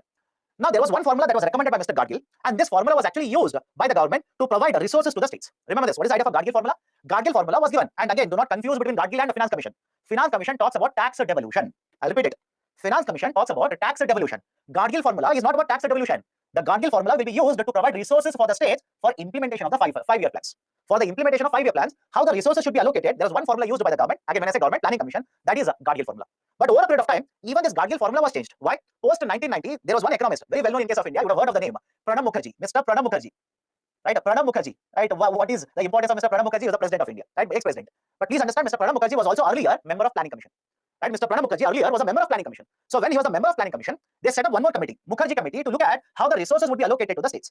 And that is the precise reason, post 1990, rather than simply using Gadgil formula, we introduced one more formula referred to as a Gadgil-Mukherjee formula. Gadgil-Mukherjee formula. Done? Right? So to begin with, we had Gadgil formula. What is the importance of Gadgil formula? How the resources will be given to the states, on what basis the resources will be allocated to states for implementation of 5-year plans. After 1990, Gadgil-Mukherjee formula was restructured, and again the resources were distributed, but later it was referred to as Gadgil-Mukherjee formula. So fourth 5-year plan, right? 1 point, Gadgil formula for allocation of resources. Focus was on growth, focus was on self-reliance. Fourth very important point. In the fourth 5-year plan, concept of family plans was introduced by the government. Please remember this. Concept of family plans was introduced by the government. Sir, how do I remember it? For in case of polity, all of you remember the importance of 1971? Polity is over for your batch. That's the reason I'm asking you. Right? In the context of polity, all of you remember what is the importance of 1971, the year 1971. If you talk about, let's say, voting rights, delimitation of constituencies, presidential elections, which population is taken as a standard? 1971. Can you connect it now? Can you connect a dot and say, okay then, 1974, 69 to 1974, fourth 5-year plan, family planning. Family planning as a concept was promoted by the government. Okay, apart from this, the fourth 5-year plan is also known for introduction of buffer stocks. Because buffer stocks is there in the newspaper very often. Please remember this. The concept of buffer stocks. Did we discuss buffer stock earlier? Let me know. Did we discuss the idea of a buffer stock earlier? Agriculture sector. Yes, by the way. When was it introduced? In the fourth 5-year plan. In the fourth 5-year plan, the idea of a buffer stock was actually introduced. Okay, and again, think of this also. Right? It makes perfect economic rational sense. When did we start implementing Green Revolution? When was the MSP introduced? Right? What was the duration? Same plan. Same plan. Right? Don't you think when you are introducing Green Revolution, production will increase? Production automatically will increase. Will you be able to store more and more food grains for emergencies now? Of course, the answer is yes. Buffer stock. Right? This is how you connect the dots. Just to connect the dots, automatically realize, okay, it makes perfect economic sense to introduce concept of buffer stock in the fourth 5-year plan. Okay, so fourth 5-year plan is also known for introduction of buffer stock. Fifth point related to fourth 5-year plan, it is also very well known for promotion of regional level planning. It is also very well known for promotion of regional level planning. That is, it started promoting the concept of making plans region-wise. For region level planning, the proposal was put forward in 69 to 74. So these are certain very important points. Apart from this, the nationalization of the banking, green revolution, etc. All the points are associated with the concept of fourth 5-year plan. Done 69 to 74. Now fifth 5-year plan, 74 to 79, important. Fifth 5-year plan, some of you are asking for break. Let me cover certain plans. Maybe at around 8 o'clock we'll take the break. Don't worry, I'll give you a break. Have patience. Fifth 5-year plan. Right, again the focus was on, right, please be very careful. Right, the fifth 5-year plan, the focus was on eradication of poverty. Eradication of poverty. So please understand this. If you remember earlier I told you, right? Earlier I told you, initially for first couple of plans, the focus was on achieving growth. Focus was on achieving growth. Why? We believe that if I can achieve growth, trickle down theory will work out and automatically all the sections will work out. But I've told you, it is not so. The trickle down theory will not work out. Right? And that is the precise reason. Basically from the fourth, the fifth, etc., you will see that government will change their policies. Government will start changing the policies. Rather than only achieving growth, now we'll start to have policies to eradicate poverty. We'll start implementing policies to target poverty directly. Right? And one of the best examples for this is 74 to 79, the fifth 5-year plan. The central theme was Garibi Hatao. And the focus of the fifth 5-year plan was Garibi Hatao. Right? So one of the important areas which was covered here was Garibi Hatao. Now you will ask me a question, sir, how will we hatao Garibi? How will we basically eradicate poverty? And that's a precise reason. Remember this. The fifth 5-year plan is known for 20-point program. It is known for 20-point program. Please remember this. Right? It was a known policy, or basically the government at this point of time introduced a policy, Pradhan Mantri or Prime Minister, 20-point program. Right? Under 20-point program, you don't have to remember all the 20 points. Is it okay if you look at it, you will automatically realize out of the 20 points, one of them will be slum development. Second will be providing housing. Third one will be education. Fourth one will be drinking water supply, etc. So we targeted 20 points, and hence this was called as a Prime Minister's 20-point program. And later, when Mr. Manmohan Singh was the Prime Minister, we restructured the 20-point program again, and we implemented during the UPA period. Right? So the idea was very simple. We'll target poverty. We'll have a frontal assault on the poverty. Through what? Through various programs. One of them was 20-point program. Another scheme, very important. Remember the name of the scheme, IRDP. IRDP stands for Integrated Rural Development Program. Integrated Rural Development Program. And please understand my agenda here. Remember the name of the scheme. Don't start reading all these schemes in detail. Not at all required. Why? Every 5-year plan has hundreds of schemes. You will not be able to complete it. You are simply wasting your time. Integrated Rural Development Program. Government implemented a program by the name of IRDP, Integrated Rural Development Program. So on one side, 20-point program, right? In addition to this, right, basically the Integrated Rural Development Program and the agenda of the government was, the focus of the government was alleviation of poverty, eradication of poverty. Apart from this, controlling inflation, stabilizing the growth in the economy, right? And there was a change in the government. I've already mentioned this. There was a change in the government, and as a result of this, fifth 5-year plan was discontinued midway, and we implemented rolling plans from 1978. Again, it was a 5-year plan. It was also discontinued in 1980, and the sixth 5-year plan again was reintroduced. Okay, so the sixth 5-year plan, 1980 to 85. Sixth 5-year plan, 1980 to 85. Important points. Sixth 5-year plan is important. I'll tell you why. Right, look at the duration, 1980 to 85. Now, Government of India started focusing on infrastructure promotion. Government of India started focusing on infrastructure promotion. We started promoting the development of infrastructure. Why? Higher infrastructure expenditure automatically will lead to, right, multiplier effect. Automatically will lead to multiplier effect. Right, so infrastructure development was one of the focus areas. Second important point, right, allocations for the first time. Government started allocating funds for reducing regional disparities. Sir, what do you mean by regional disparities? Simple. Imagine this is a state. How many of you believe that all the districts in the state, the whole region in the state will be developed. Let me know. Imagine this is one state. Do you think the whole region of the state will be equally developed? Of course, no. What you'll generally see is certain regions, right? Certain regions are very well developed. Industries are set up here, right? Labor availability is very high. Infrastructure is very good. Per capita income in this region generally higher, right? So this is one part of the state. What about the remaining part of the state?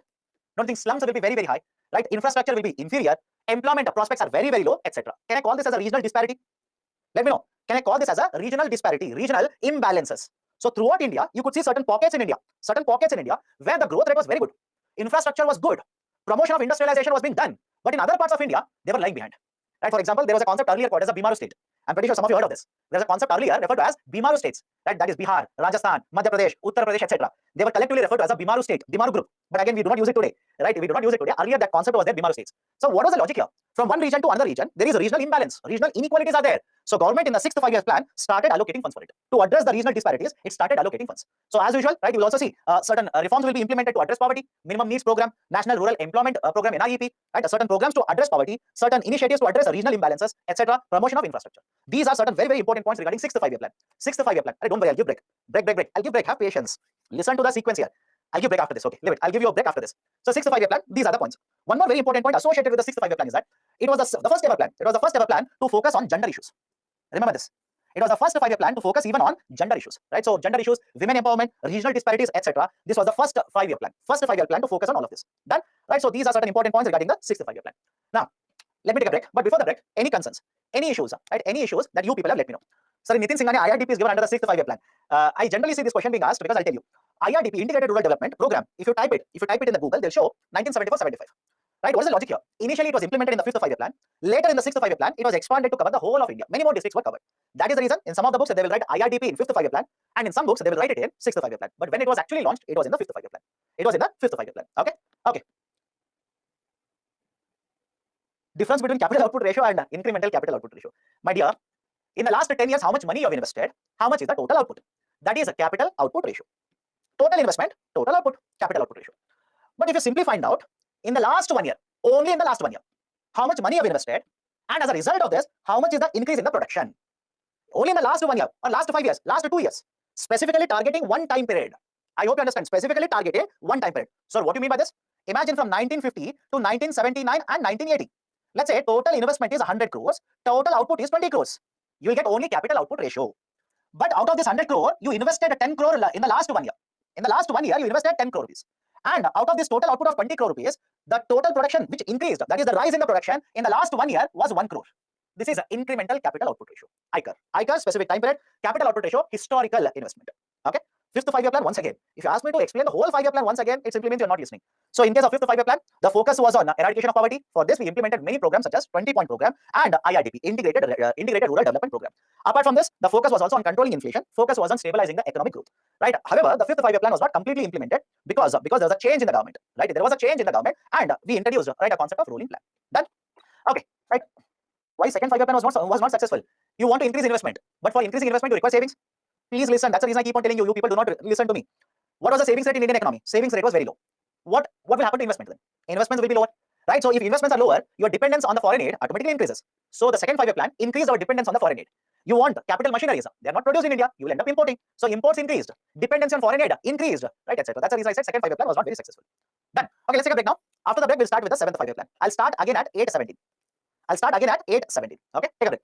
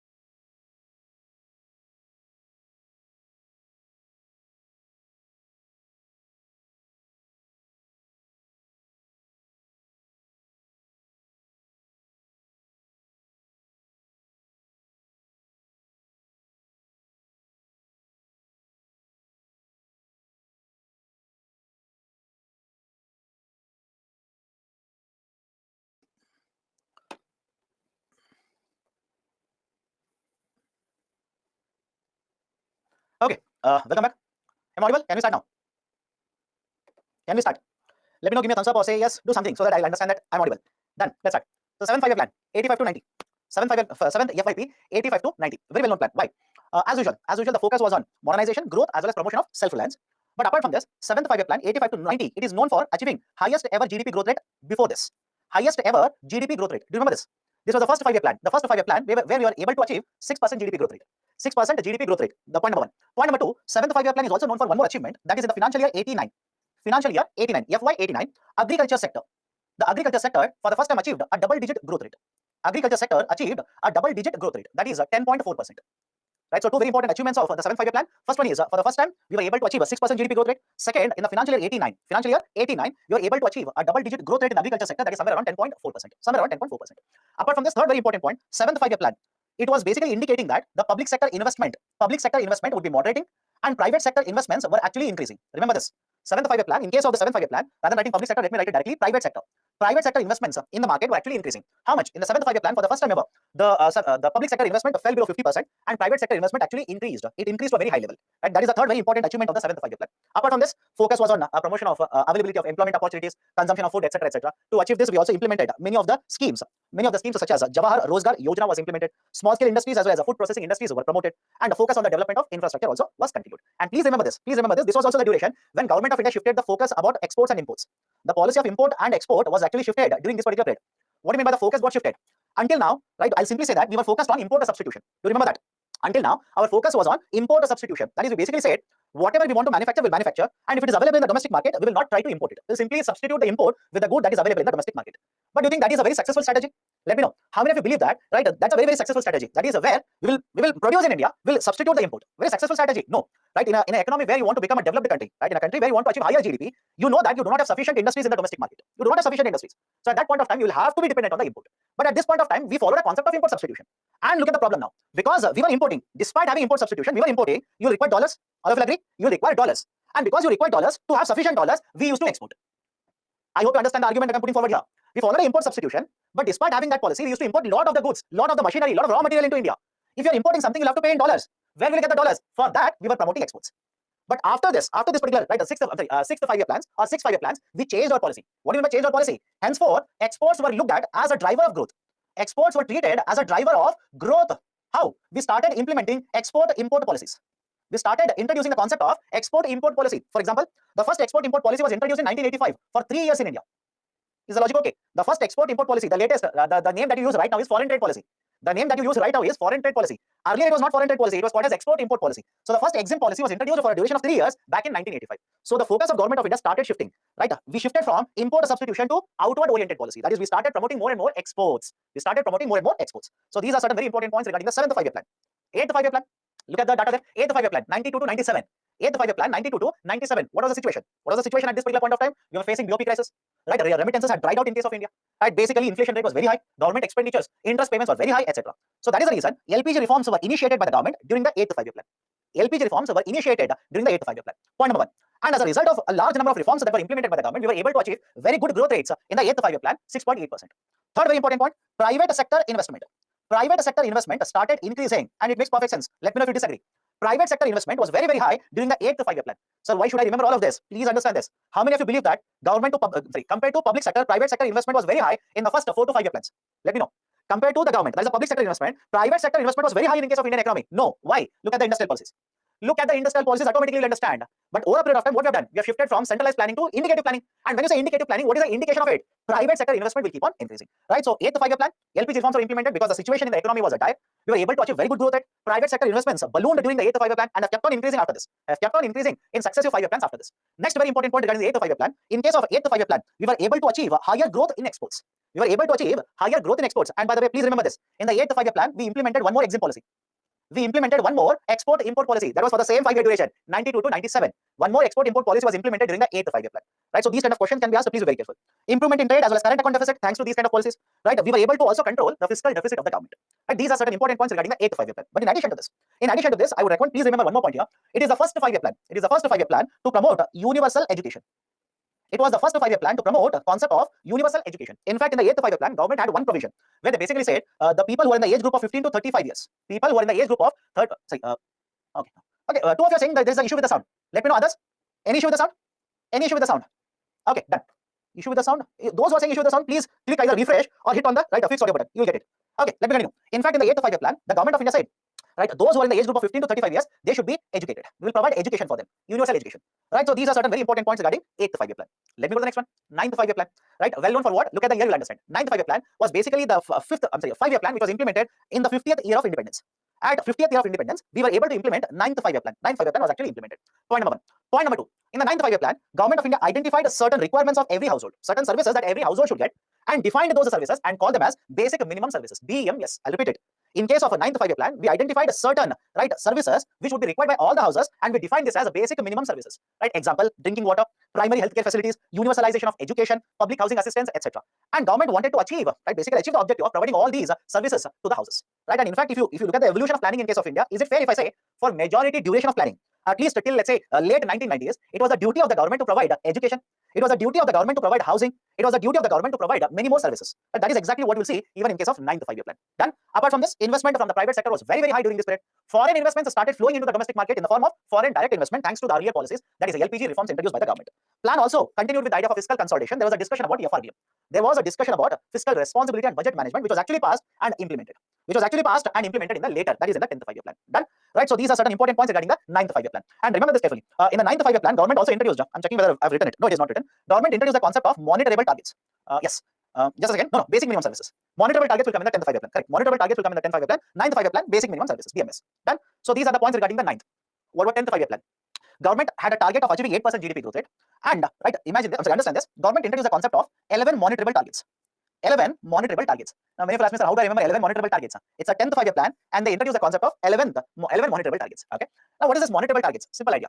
We identified certain parameters, and we set up targets to be achieved under all these parameters. That is the reason these are referred to as 11 monitorable targets. For example, we wanted to reduce poverty by 5 percentage points. We wanted to ensure high quality employment will be provided to the people who are searching for the jobs. We wanted to ensure all the children will be there in the school by 2003. These are called as monitorable targets. Is it okay? Monitorable targets. So in the 10th 5-year plan, we introduced the concept of 11 monitorable targets, and we wanted to achieve all these 11 monitorable targets. And let me ask you a very simple question. How many of you think that we were able to achieve these targets? Look at the numbers and let me know. And again, you do not have to be an expert regarding this. How many of you believe that we were able to achieve all of these 11 monitorable targets? No. In fact, the government, what they did was, for every state, remember this, for every state, these targets were given. These targets were given to every state, and all the states were asked to achieve these particular targets. For the first time, it was done. In the 10th 5-year plan, for the first time, it was done. That is, state-wise breakup of targets was given to them. Right? In addition to these 11 monitorable targets, 10th 5-year plan is also known for FRBM, Fiscal Responsibility and Budget Management Act. Right? Plus, in the 10th 5-year plan, we also implemented foreign trade policy. Remember this. We also implemented foreign trade policy. Right? Initially, it was proposed from 2002 to 2007. Initially, it was proposed. Later, it was discontinued. 2002 to 2004, we implemented. Then, from 2004 to 2009, one more foreign trade policy was actually implemented. Right? So these are certain important points regarding 10th 5-year plan. 10th 5-year plan. Okay. Next, last two plans are there. After that, done and dusted. 11th 5-year plan, 2007 to 2012. 11th 5-year plan, 2007 to 2012. Now, what is this 11th 5-year plan? For the first time, the concept of inclusive growth was introduced. For the first time, the concept of inclusive growth was introduced. Now, what do you mean by inclusive growth? Inclusive growth refers to the pace and pattern of growth. It refers to what? The pace and pattern of growth. Let me explain this. Right? So understand the logic here. So for the first time in the 11th 5-year plan, the inclusive growth as a concept was introduced. What is inclusive growth? It refers to the pace as well as a pattern of growth. Now, what do you mean by the pace as well as a pattern of the growth? Let me ask you a very simple question. Will you be okay? Will you be okay with Indian economy achieving $5 trillion GDP and having highest number of poor people in the world? Let me know. Are you okay with a situation wherein Indian economy will become $5 trillion? GDP will become equivalent to $5 trillion. But at the same point of time, the number of poor people in Indian economy are very, very high. Will you be okay with that? Absolutely no. You should not be okay with that. Why? We are able to achieve growth. But when the number of poor people in India will be very, very high, can I say that the benefit of the growth is not reaching to every section of the society? I'll repeat it again. We are able to achieve very high growth, no doubt. But can I also say that the benefit of the growth is not reaching to every section of the society? Every section of the society. That is, we are not able to ensure that the rising incomes, right, are not getting concentrated. People who are rich, they are becoming more rich. People who are poor are continuing to remain poor. Is it a good type of a growth? Is it a type of a growth that we want to achieve? Of course, no. So we should be able to achieve higher GDP, but at the same point of time, we should also ensure that we will not cause pollution. We will ensure that there is no income inequality. There is no concentration of the wealth. We will ensure all of it. That is called as a pattern of growth. I hope you understand. So whenever you talk about inclusive growth, you'll be focused on the pace of the growth as well as a pattern of the growth. Right? That is called as inclusive growth. Right? So from the 11th 5-year plan, we introduce the concept of inclusive growth. Right? We introduce the concept of inclusive growth from the 11th 5-year plan. One very important point. Second, Let me add a natural inference related to this. How many of you believe northeastern states have been able to get the benefit of growth in the Indian economy? Let me know. This is how you connect the dots. This is how you connect the dots. How many of you are under the impression that the northeastern states also have been enjoying the growth benefits of Indian economy? No. Some of you are saying yes, absolutely no. Don't talk about today. We are in 2023. I'm talking about 2007 to 2012. No, that is the precise reason. In the 11th five-year plan, northeastern states were one of the focus. Northeastern states were also one of the focus areas of 11th five-year plan. Right, so that is the precise reason. Can you connect inclusive growth with easily the northeastern states? Right, that's a basic idea. So apart from this, right, we had a strategy for promoting inclusive development in case of India. We wanted to provide empowerment of women, empowerment of girl children, right, through education as well as skill development. Gender inequality was supposed to be reduced. Clean drinking water by 2009. Again, same basic minimum services. Right, target was set up for various areas such as GDP growth rate, agriculture sector, right, infrastructure, etc. Right, so these are certain very important points regarding 11th five-year plan. And the last one, right, the last headache point for you, 12th five-year plan. Right, 12th five-year plan was supposed to be implemented from 2012 to 2017. Central theme was again regarding inclusive growth. It was again regarding inclusive growth. We wanted to achieve faster, sustainable, and more inclusive growth. This was not implemented completely for 5 years, although there were 25 targets which were set up by the government in the 12th five-year plan. 2014 elections were conducted. A new party formed the government, and the new government believed there is no need of having a 5-year plan for India. And that is the precise reason. Planning Commission abolished. 12th five-year plan discontinued, and we ended up establishing a new authority by the name of Niti Aayog starting from 2015. Right, so these are certain important points regarding 12th five-year plan. Done. Right, so this is the discussion regarding all the 12 five-year plans. I know I've given you a lot of data, a lot of points are there in every 5-year plan. This is my recommendation. Try to connect it with other policies like this so that you will understand the concepts easily. You'll understand the concepts easily, because now tell me, right, if UPSC will ask you from which 5-year plan we started implementing indicative planning, if you know LPG reforms, can you easily come to conclusion 92 to 97? I hope you understand. 92 to 97. Which 5-year plan is referred as a heavy industrialization plan? 1956 plan. Why? Connected to industrial policy of 1956. Right, so connect to the dots like this, it becomes easy for you to remember. Otherwise, everything is new for you. Everything is a new point for you. That's much more difficult. That is much more difficult. Done? Okay, so all the 12 5-year plans I've completed. What is the evaluation? What is the evaluation of all the 12 5-year plans? What are the achievements? What are the achievements? One, GDP growth rate has increased. No doubt. GDP growth rate has increased. Right, earlier the GDP growth rate, remember this, I'll introduce one more term for you. Hindu rate of growth. Hindu rate of growth. Again, most of you, this is the problem with most of the students. You will get stuck up with the first term. You'll simply get stuck up with the first term. Don't be worried about the term Hindu there. Don't worry about it, because the person who proposed it has not given any clarity why the term Hindu was used. Right, the person who has given this, the expert who has given this idea of Hindu rate of growth is a Professor Rajakrishna. Professor Rajakrishna, and very recently this was there in the newspaper. Right, one of the former RBI governor basically stated that we are very close to Hindu rate of growth now. We are very close to Hindu rate of growth. And what do you mean by Hindu rate of growth? Generally, whenever the growth rates are low, whenever the GDP growth rates are very low, right, somewhere around 3.5%, 4%, 3.5%, that rate of growth is referred to as a Hindu rate of growth. And during 1960s and 70s, we were achieving around that percentage itself. Right, for example, have a look at this. For the first 3 decades, after the implementation of the 5-year plans, the average growth rate was somewhere around 3.4% to 3.5%. The average growth rate in case of India was somewhere around 3.4 to 3.5%. So there was this argument that whatever government does, whatever policy that the government of India is implementing, we will not be able to achieve a higher growth rate. We will not be able to achieve more growth rate. And that is the precise reason the term Hindu rate of growth was used by Professor Rajakrishna. He was an economist, by the way. But please understand, after that, we have been able to achieve very good growth rates in India. Very good growth rates in India. For example, post 1990, if you take the average growth rate, it will generally come at around 5%. Don't worry about last couple of years. Last couple of years, there have been a lot of events which are beyond the control of the government. Can I say that the debacle that has happened in the Indian economy is more because of the pandemic, not because of the government policies? All of you understand? Right, whatever has happened in the last 2 years, right, the contraction in the Indian economy, etc., it is because of an external factor. It is not because of the wrong policies of the government. And because of the policy of the government, India did not experience contraction. India did not experience a recession. It was because of the pandemic. So do not worry about last 2 or 3 years. But on an average, you generally see India's growth rate being around 5%, 5.5%, 4%, etc. like this. So we have been able to cross the threshold level of 4%, achieve higher growth rate after 1990s. Right. So, but before 1990s, definitely yes, growth rate was lower. So we have been able to achieve a higher growth rate, especially after LPG reforms. What about industries? The industries have grown very well in case of India. Right, especially if you compare the industrialization scenario today with, let's say, industrialization scenario 1970s, 1960s. Today, the situation of industries is much better compared to earlier situation. And today, we are allowing a lot of private sector participation even in the industries. Right, so higher industrial growth rate, percentage BPL population has come down. If you want to remember, the data is like this. During 1990s, the percentage BPL, what do you mean by BPL? Below poverty line. Below poverty line. That is how many people are not able to have a higher expenditure or higher income above certain threshold. Below poverty line. BPL population during 1990s was somewhere around 45 to 46%. It was somewhere around 45 to 46%. But if you look at the latest data, that is 2011 and 2012 data, which was given by Tendulkar Committee, the BPL population in case of India, it is 21.9%. 21.9%. So percentage BPL population has actually come down.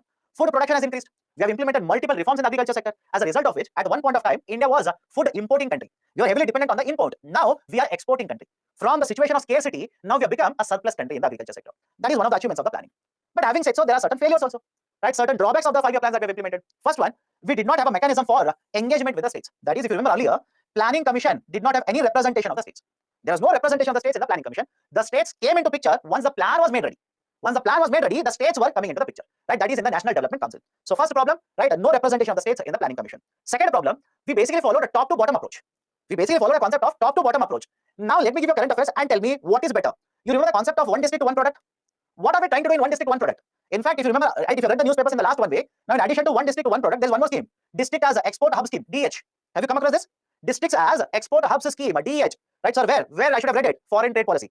The most recent foreign trade policy that has been announced by the government, they have not introduced, basically they are promoting now the concept of districts as export hubs. Now tell me what is better, having one policy for all of India or having one policy for every district?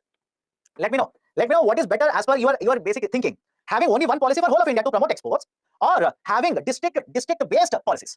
Second one is always better. Why? Don't you think from one district to another district, the requirement will be different? From one district to another district, the product which has export potential will be different. The problems faced by the industries will be different. And that is the precise reason bottom-up approach is always better. Right? So earlier in the planning commission, were we following a bottom-up approach? Think of it. In the planning commission, right, were we following a bottom-up approach? No, we are following top-to-bottom approach. That is one strategy for whole of India. That is not the right approach. Right? One size fits all approach, top-to-bottom approach for the whole of India, only one policy, not efficient. Third one, right, we were not successful in implementation of a lot of land reforms. And I hope you understand, a lot of these land reforms were proposed and implemented during the 5-year plans. For example, Zamindari system, abolition of Zamindari system, land ceiling reforms, etc. were implemented during 5-year plans. These were not very successful in India. And there is a problem because of this. What is the problem here? The problem is that you want agriculture sector to perform well. But if zamindars are owning a lot of land, do you think agriculture sector will perform better? Do you think the farmers will be able to earn better income? Do you think farmers will be investing in the agriculture sector? Answer is no. And don't you think because of the earlier policies, by the time of independence, we were looking at a situation wherein number of cultivators were very, very high in India. But very few of the cultivators actually owned the land. I hope you understand. Very few of the cultivators were actually owning the land. Why? When you study history, modern Indian history, you'll come across land revenue measures. Land revenue collection measures. For example, Zamindari system was there, Mahalwari system was there, where most of the revenue that was generated by the farmers was taken away by the government, was simply snatched away by the government. So what do you mean by that? Lagan. Have you seen that movie or not? Lagan. Right? Most of the revenue was taken away, right, by the Britishers or the government of the British, etc. Now, if the farmers pay away or give away most of this, how many farmers do you think will have money to invest? Let me know. How many farmers do you think they will have money to invest in the agriculture sector? So the problem was investment, and the problem of investment arose because of these land issues. That is the reason after independence, government of India implemented a lot of land reforms. Were they successful? Most of them were not successful. And again, rather than generalizing this, I'm generalizing it. That is not the right approach. Why? Land reforms were implemented by the state governments. I hope you understand. Land reforms were implemented by the state governments, and from one state government to another state government, the effectiveness, to what extent they implemented, will vary. Right? I hope you understand it. It makes perfect sense. From one state to another state, to what extent the reforms were implemented will keep on varying like this. Done. So we were not successful implementation. Right? We were not successful in the implementation of land reforms. Population growth rate was also very high. Right? It was not a population growth; it was a population explosion in India. Right? And what is the issue with population explosion? You do not have more land to cultivate. You are lagging behind in terms of industries. But the number of people who want to eat food, it is increasing. Number of people who want to purchase clothes, who want to wear clothes, it is increasing. Now tell me, demand is increasing, supply is not there. Don't you think that's a problem? Right? There is a lot of stress on economic infrastructure. There's a lot of stress on the government to provide welfare, etc. So higher population growth rate. The GDP contribution was actually skewed. Skewed means, right, uneven. Skewed simply means uneven contribution. Right? For example, agriculture sector. Agriculture sector today accounts for around 49% of working population. Despite having so much amount of working population, right, the contribution is very less, somewhere around 16%. Right? Don't you think this is uneven contribution? Accounts for very high labor, but contribution is very less. There are certain states which account for large value of GDP. Some states, less value of GDP contribution. Uneven contribution. Okay. Employment growth rate is also very low, especially in recent times. When I take up employment, and trust me, we'll discuss this. When I take up employment, you'll discuss a concept called as jobless growth. Not today. I'll take up employment in later classes. Don't worry. I'll discuss jobless growth situation in India. So these are certain areas where there's a failure of planning commission. So now, what is your conclusion? Is the 5-year plan very successful? Is the 5-year plan a grand failure? Do not conclude either ways. Have a balanced approach. In various areas, we have been able to achieve very good progress. For example, agriculture sector output. All of you agree? We have been able to achieve a very good, right, success in the agriculture output. Right, sir? How do you say we are successful in agriculture sector? From import dependent, we are exporting country now. Is it not a success of agriculture sector? So we have achieved certain progress in some of the sectors such as communications, telecommunication sector, civil aviation market, right? Or let's say capital goods production, agriculture sector, etc. But having said so, even today, despite having such a success, we are lagging behind in some of the indicators. For example, right, issue of unemployment rate, research and development investment, import dependency on technology, etc. Right? So this should be your verdict regarding the whole, right, 60 plus years of planning achievement in India. So what are the reasons? Why are we lagging behind? Investments are very low in certain areas. For example, again and again, I keep on telling you this. Our investments in research and development is very low. It's very low. It should be very high, by the way. Right? Our investments in research and development is very low. Why? Historically, who has been driving industrialization in India? Tell me, historically, don't look at the last 1 decade, etc. Historically, who has been driving investment in India? Government of India. Government of India through public sector. When you have only public sector, do you think competition will be very high? Think of it. Do you think competition will be very high? No. Public sector monopoly. Why will there be competition? If there is no competition, do you think the companies will be interested in investment in technology? Think of it. Right? If you do not understand, let me give a very simple example. During 1990s in the telecom sector, only one company was there, BSNL. Bharat Sanchar Nigam Limited, BSNL. And if you want to find out, ask your parents, what was the process to get telephone connection 20 years ago? What was the circus they had to do to get one telephone connection when the supplier was BSNL? Now today, think of it. Today, is it difficult to get a telephone connection? Most of you will ask me, what is telephone now?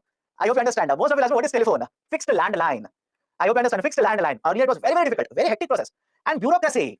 Government official is sitting. You want to be part of it.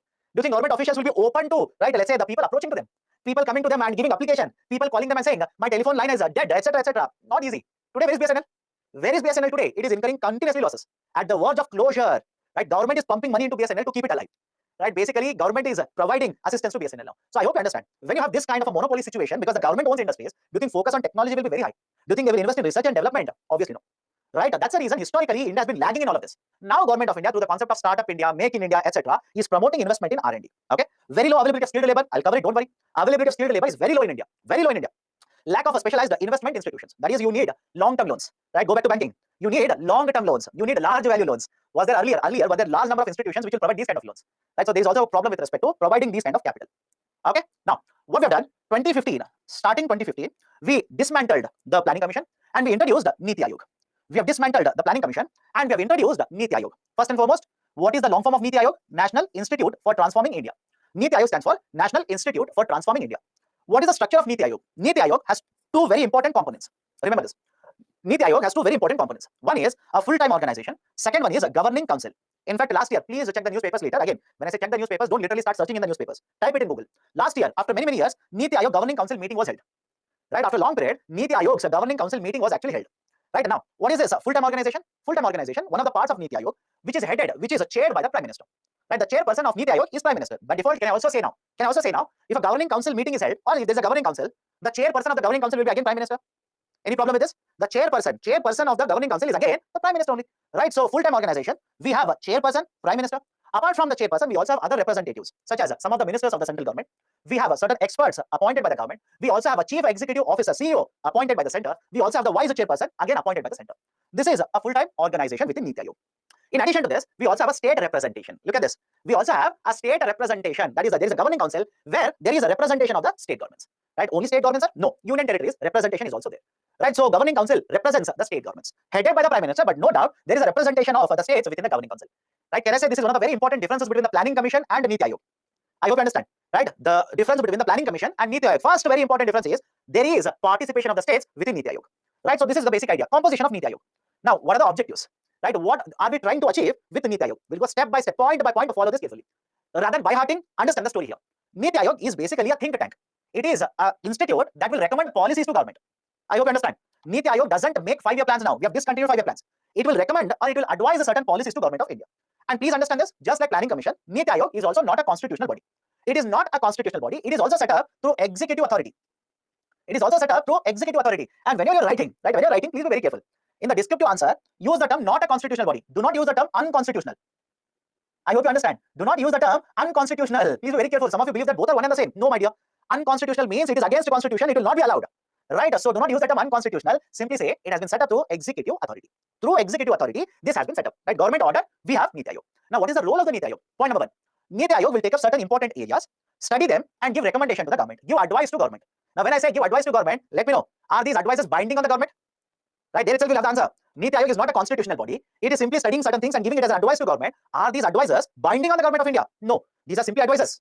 These are simply recommendations. Whether the government of India wants to implement or not, it is entirely the prerogative, power of the center. Right? So first point, they will take up certain subjects, certain areas, study them and give it to government of India. Recommend certain changes. Point number 2, rather than Niti Aayog taking up, government of India itself will give certain area for study to Niti Aayog and ask for advice. I'll give you one example. All of you remember NFSA, National Food Security Act. How much of the total population in India is covered under NFSA? Let me check how many of you by hearted. How much of the total population in India is covered under National Food Security Act? 67%. 67% of the total population, that is two-thirds. Don't say, sir, you're wrong. It is 66.666666 with a bar on last 6. Absolutely no. Right, one and the same. Two-thirds of the total population or 67%. Now, there is one committee recommendation, Shanta Kumar Committee. How many of you remember that? Shanta Kumar committee says you should not cover 67%, you should reduce it to 40%. Point number one. Point number two, couple of years ago, there was an order by the Supreme Court of India. Supreme Court of India said there is a problem with the coverage of population under NFSA. Can you kindly look into it? Kindly look into the population coverage because you're taking the population of 2011. We are in 2022, right? So you're using outdated data. There'll be commission errors, omission errors, etc. That is inclusion and exclusion error. Can you look into the population coverage? Government of India has asked Niti Aayog to look into this. Government of India has simply asked Niti Aayog to look into this and give a recommendation. So now have a look at it. One of the function is Niti Aayog by itself will take up certain areas, study and give recommendation to the government. Second is government will allocate certain areas for studies to Niti Aayog and will expect a recommendation. Third, Niti Aayog says we will not follow top to bottom approach. We want to implement any scheme, etc., etc. We will not follow top to bottom approach. Rather, we'll follow bottom to top approach. We'll follow bottom up approach. What is the bottom up approach here? We'll focus, right? Let's say there's a scheme, there's a plan which is supposed to be implemented. First, we'll try to implement it at village level. At the lowest level, we'll try to implement it at the lowest level. Then successively, we'll keep on implementing at highest level like this. First, implement at a village level. Find out if there's any issue, then implement at district level, then implement at the state level, then implement at all of India level. This is a bottom-up approach. Niti Aayog says we will follow bottom-up approach now. We'll simply follow the concept of bottom-up approach, right? Make plans at the village level, then aggregate these at a higher level like this. Next, certain, right? Understand this, certain sections of the society. There are certain populations which are not able to get the benefit of growth in the Indian economy. What we will do is, we'll try to ensure that even these populations will be included. These populations will also start enjoying the benefit of growth in the economy. Right? So these are certain very, very important objectives or the functions of Niti Aayog. Right? So remember, these are the objectives. Next, what is the difference between Niti Aayog and Planning Commission then? Right? Are both one and the same? Of course, no. Both are completely different. Point number one. In Planning Commission, there was no representation of the states. In Niti Aayog, there is a representation of the states. Point number two. Planning Commission made 5-year plans and was responsible for implementation of it. Niti Aayog doesn't have the objective of making 5-year plans. We do not have 5-year plans now. Point number three. Planning Commission was given certain financial powers. Planning Commission was having financial powers. Meaning what? Planning Commission could allocate certain funds to the states. Niti Aayog doesn't enjoy any financial power. Right? No financial powers have been given to Niti Aayog. Today, the center will decide whatever funds are supposed to go to the states. The center will decide it. Okay? Right? In case of Planning Commission, right, it is basically an advisory body with the financial power. Niti Aayog, it is simply an advisory body. That's it. It is simply an advisory body. They will also use the term. It is a think tank. It is a think tank. What do you mean by think tank? An advisory body. They will keep on thinking and giving recommendations. That's a basic idea. Right? So this is the difference between the Planning Commission as well as Niti Aayog. Difference between the PC as well as Niti Aayog. Done? Right? And one more point. Already I've told you this. In case of Planning Commission, we used to follow top to bottom approach of planning. In case of Niti Aayog, states are present. The plans will be made at the village level. It will follow bottom up approach. Bottom up approach of planning. Okay? That is the difference between the Planning Commission and Niti Aayog. Now, why Niti Aayog is important? What is the importance of Niti Aayog? Right? Point number one. Niti Aayog will act as a mediator between center and state. I hope you understand. Mediator in the sense, it is an organization where both the center and the states are coming together and they are implementing certain policies. This is called as cooperative federalism. Have you heard of this? Having finished polity, I'm asking you this question. Having finished polity, have you heard of the term cooperative federalism? In simplest way, in the simplest manner, what is a cooperative federalism? Center and states coming together to implement a policy for effective implementation of a policy. Right? That is called as a cooperative federalism. So now tell me, Niti Aayog, is it an example of cooperative federalism or not? I hope you understand. Niti Aayog, is it an example of cooperative federalism or not? Can I give you one more example? GST Council. Let me know. Can I give you one more example? GST Council. Is it not cooperative federalism in the GST Council? Center is present, state is also present. Both have come together for effective implementation of a policy that is the GST. So Niti Aayog will basically will promote cooperative federalism.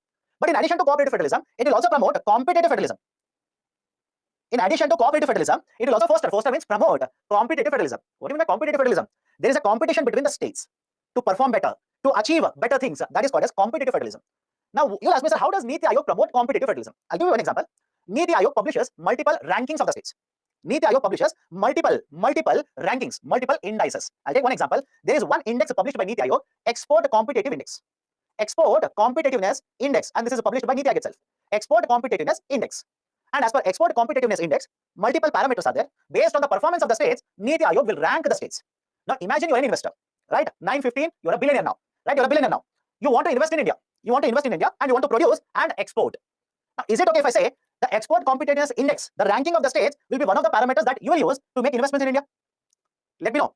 Right? Will you not look at which state is performing better, which state has got very good export supporting infrastructure, which state will give you clearances much easier? You don't have to study all of it. Look at the ranking of the states. Look at ranking of the states, automatically you will realize Gujarat is a very good state in terms of export competitiveness. Maharashtra, very good performer to promote exports. Karnataka, very good performer to promote exports. Now tell me, don't you look at all of this and start deciding, okay, and then in that case, I will invest in state A, B or C. Right? So in order to attract investment, what will the states do now? They'll start competing with each other. They'll start competing with each other. You will provide easy land acquisition. I will also provide easy land acquisition. You will amend your labor policies. I will also change my labor policies. Is it not happening in India? Can I give you one example? In the last 1 week, there has been a discussion about labor changes, labor law changes in 2 states. One in Karnataka, second one in Tamil Nadu. You tell me why both the states are amending their labor laws? Why? They want to attract investment. They want to simply attract investment. If you don't trust me, after the class is over, type labor law amendments in states. You will get 2 states, Tamil Nadu and Karnataka. They want to attract a lot of investments from these foreign companies. That is the precise reason they are amending it. So what is happening here? Competition between the states. Competition between the states. That is basically spirit of competitive federalism. Right. Next, Niti Aayog has also provided a lot of inputs to Government of India. I'll give you a huge list. Don't worry. I will give you a huge list. What are recommendations in which area Niti Aayog has recommended changes or let's say policies to Government of India. And it has also introduced, there is one office within Niti Aayog, there is one office, Development Monitoring and Evaluation Office, DMEO. DMEO, Development Monitoring and Evaluation Office. What is the role of this office? Central government is implementing many schemes. And for implementation of the schemes, government is spending a lot of money. What is the effectiveness of the schemes? Are the schemes being implemented effectively or not? Are the expenditure utilized correctly or not? That is the role of DMEO, Development Monitoring and Evaluation Offices. Right, so this is why Niti Aayog is very, very important. In addition to this, Niti Aayog will also hold consultation with many industries, take their advice, take the input from them, and give it as a recommendation to Government of India. Now, how many types, or let's say in which all areas, right, Niti Aayog has given recommendations so far? Let's go point by point. 1. Niti Aayog earlier had set up one committee that was headed by Mr. Bibek Debroy, very well-known economist by the way, Mr. Bibek Debroy. And this committee, which was headed by Bibek Debroy, recommended changing or making certain changes in the railway sector. For example, earlier, I hope you remember, separate railway budget was there in India.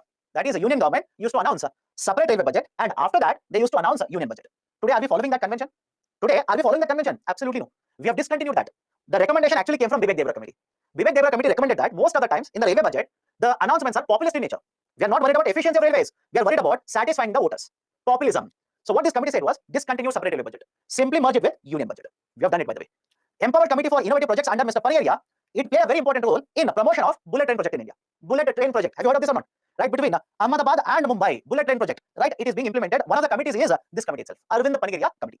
Appointed a committee which was headed by Mr. Tajamul Haq. Right, he is also a well-known economist. Tajamul Haq is an expert in agriculture sector, especially related to land. He's an expert in that. And by the way, he passed away a couple of years ago. Tajamul Haq committee. What was the recommendation of Tajamul Haq committee? It recommended that we should have a land leasing act for all the states. Understand this? This committee recommended that we should have a land leasing act for all the states. What is the argument here? What do you mean by land leasing? Imagine you have certain amount of land, but you're busy with preparation of UPSC. Right? You're busy with preparation of UPSC, which means you cannot cultivate on the land. So what you will do? You will give the land on lease basis to me. But this lease, whatever we have done, it is oral. The agreements are oral in nature. Generally, the rural market, in case of rural India, they do not have the practice of writing agreements. Right? Documents, no, oral agreements. Now, tomorrow you can simply say, you will change the agreement. You will change the condition. I can also simply say, you told some amount initially, now you are demanding more amount. What is the proof? What is the proof? You also don't have any proof. I also don't have any proof. Right? Don't you think that will lead to conflict between the owner of the land and the cultivator? That is the precise reason. That's the precise reason. What this committee says is, have a land leasing act, where in every state we will have the law, and in these states, there will be a process of land leasing. Documentation will have to be done. We will have a contract. Paperwork will be there. If there's a dispute between the owner and the tiller, then there is a dispute resolution mechanism, etc., etc. That was the recommendation of land leasing act by Tajamul Haq. Right? Very few states have actually implemented it. Promoting competitiveness, right? That is competitive federalism amongst all the states. Right? That is through various indices. Right? Various indices have been published by Niti Aayog to promote competition. It has been asked to recommend regarding the population coverage under NFSA. I've already told you this. There is also a committee which is looking into the projects, that is UEA projects, which are proposed at various places such as Ramagundam, Talcher, Gorakhpur, Sindri, and Barauni.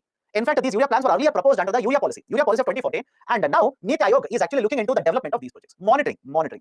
That there is also a task force which has been set up under the head of chairmanship of Dr. Ramesh Chand, again very well-known economist. Dr. Ramesh Chand, Tajamul Haq, Mr. Ashok Gulati, all of these are known in agriculture sector. All of these are very well known in agriculture sector. And if there is anybody in the class who reads Indian Express, not Hindu, Indian Express, you will see editorials being written by these people in Indian Express. Mr. Ashok Gulati writes every week one editorial, and that will be regarding agriculture sector. Right? Mr. Ramesh Chand writes editorials, and all these are experts. Mr. Ashok Gulati also writes editorials in the Indian Express. So those who read Indian Express, they will be knowing the names without realizing these are very, very important economic experts. But anyways, right, there is also a committee which is headed by Mr. Ramesh Chand to look into the issues faced by the sugar sector. Right? Niti Aayog also has constituted one committee which is headed by retired Supreme Court Justice, that is Justice A.K. Sikri, right, former Justice in the Supreme Court, to look into online dispute resolution. What is ODR? Online dispute resolution. That is called as ODR. Right? What is the idea here? Basically, delay in the judiciary. Right? Delays in the judiciary. A lot of delays will happen whenever these are commercial contracts. Right? Imagine I have an agreement with you, a contract with you, commercial agreement. But one of the parties is violating. Then the other party will drag the other party to the court. But it will take a lot of time because documents will have to be prepared physically. Right? The parties should be present in the court physically, etc. Right? Just to make my point much more clear, how many of you remember the dialogue of Sunny Deol in the movie? Right? Tariq pe Tariq. In fact, in one of the speeches by Justice very recently, one of the justices basically used the same dialogue. I do not want the Supreme Court to be a Tariq pe Tariq court. Anyways, there is a lot of delay. Lot of delay means disputes will be extended for a very longer duration. Can we speed it up? And understand this, right? Understand this. One of the ways that you can address this is having online dispute resolution. Right? So, committee for this has been set up, headed by Justice A.K. Sikri. Done. Right? Last concept is criticism. It is not a constitutional body. Not a constitutional body. Right? Basically means what? It is not accountable to the parliament. It is simply reporting to Government of India. It does not have very important role in important policies of the government. For example, GST. Very important policy. What is the role of Niti Aayog in GST? Nothing. Right? It doesn't have a role to play in certain very important policies of the government. Right? That is example, the GST. It does not influence any kind of investment. Right? How do I prove it? The planning commission was having financial powers. They used to allocate funds to the states. So when they will allocate the funds, expenditure will be incurred in the states. That will have an impact on public investment as well as private investment. Niti Aayog doesn't deal with finances. Right? Niti Aayog doesn't deal with finances. So it will not influence these kind of investments. And finally, even though it has been more than 6 to 7 years since Niti Aayog has been set up, don't you think in case of India, poverty numbers are very high? Inequality is also very high. Right? So these are some of the criticisms against the functioning of Niti Aayog. Done.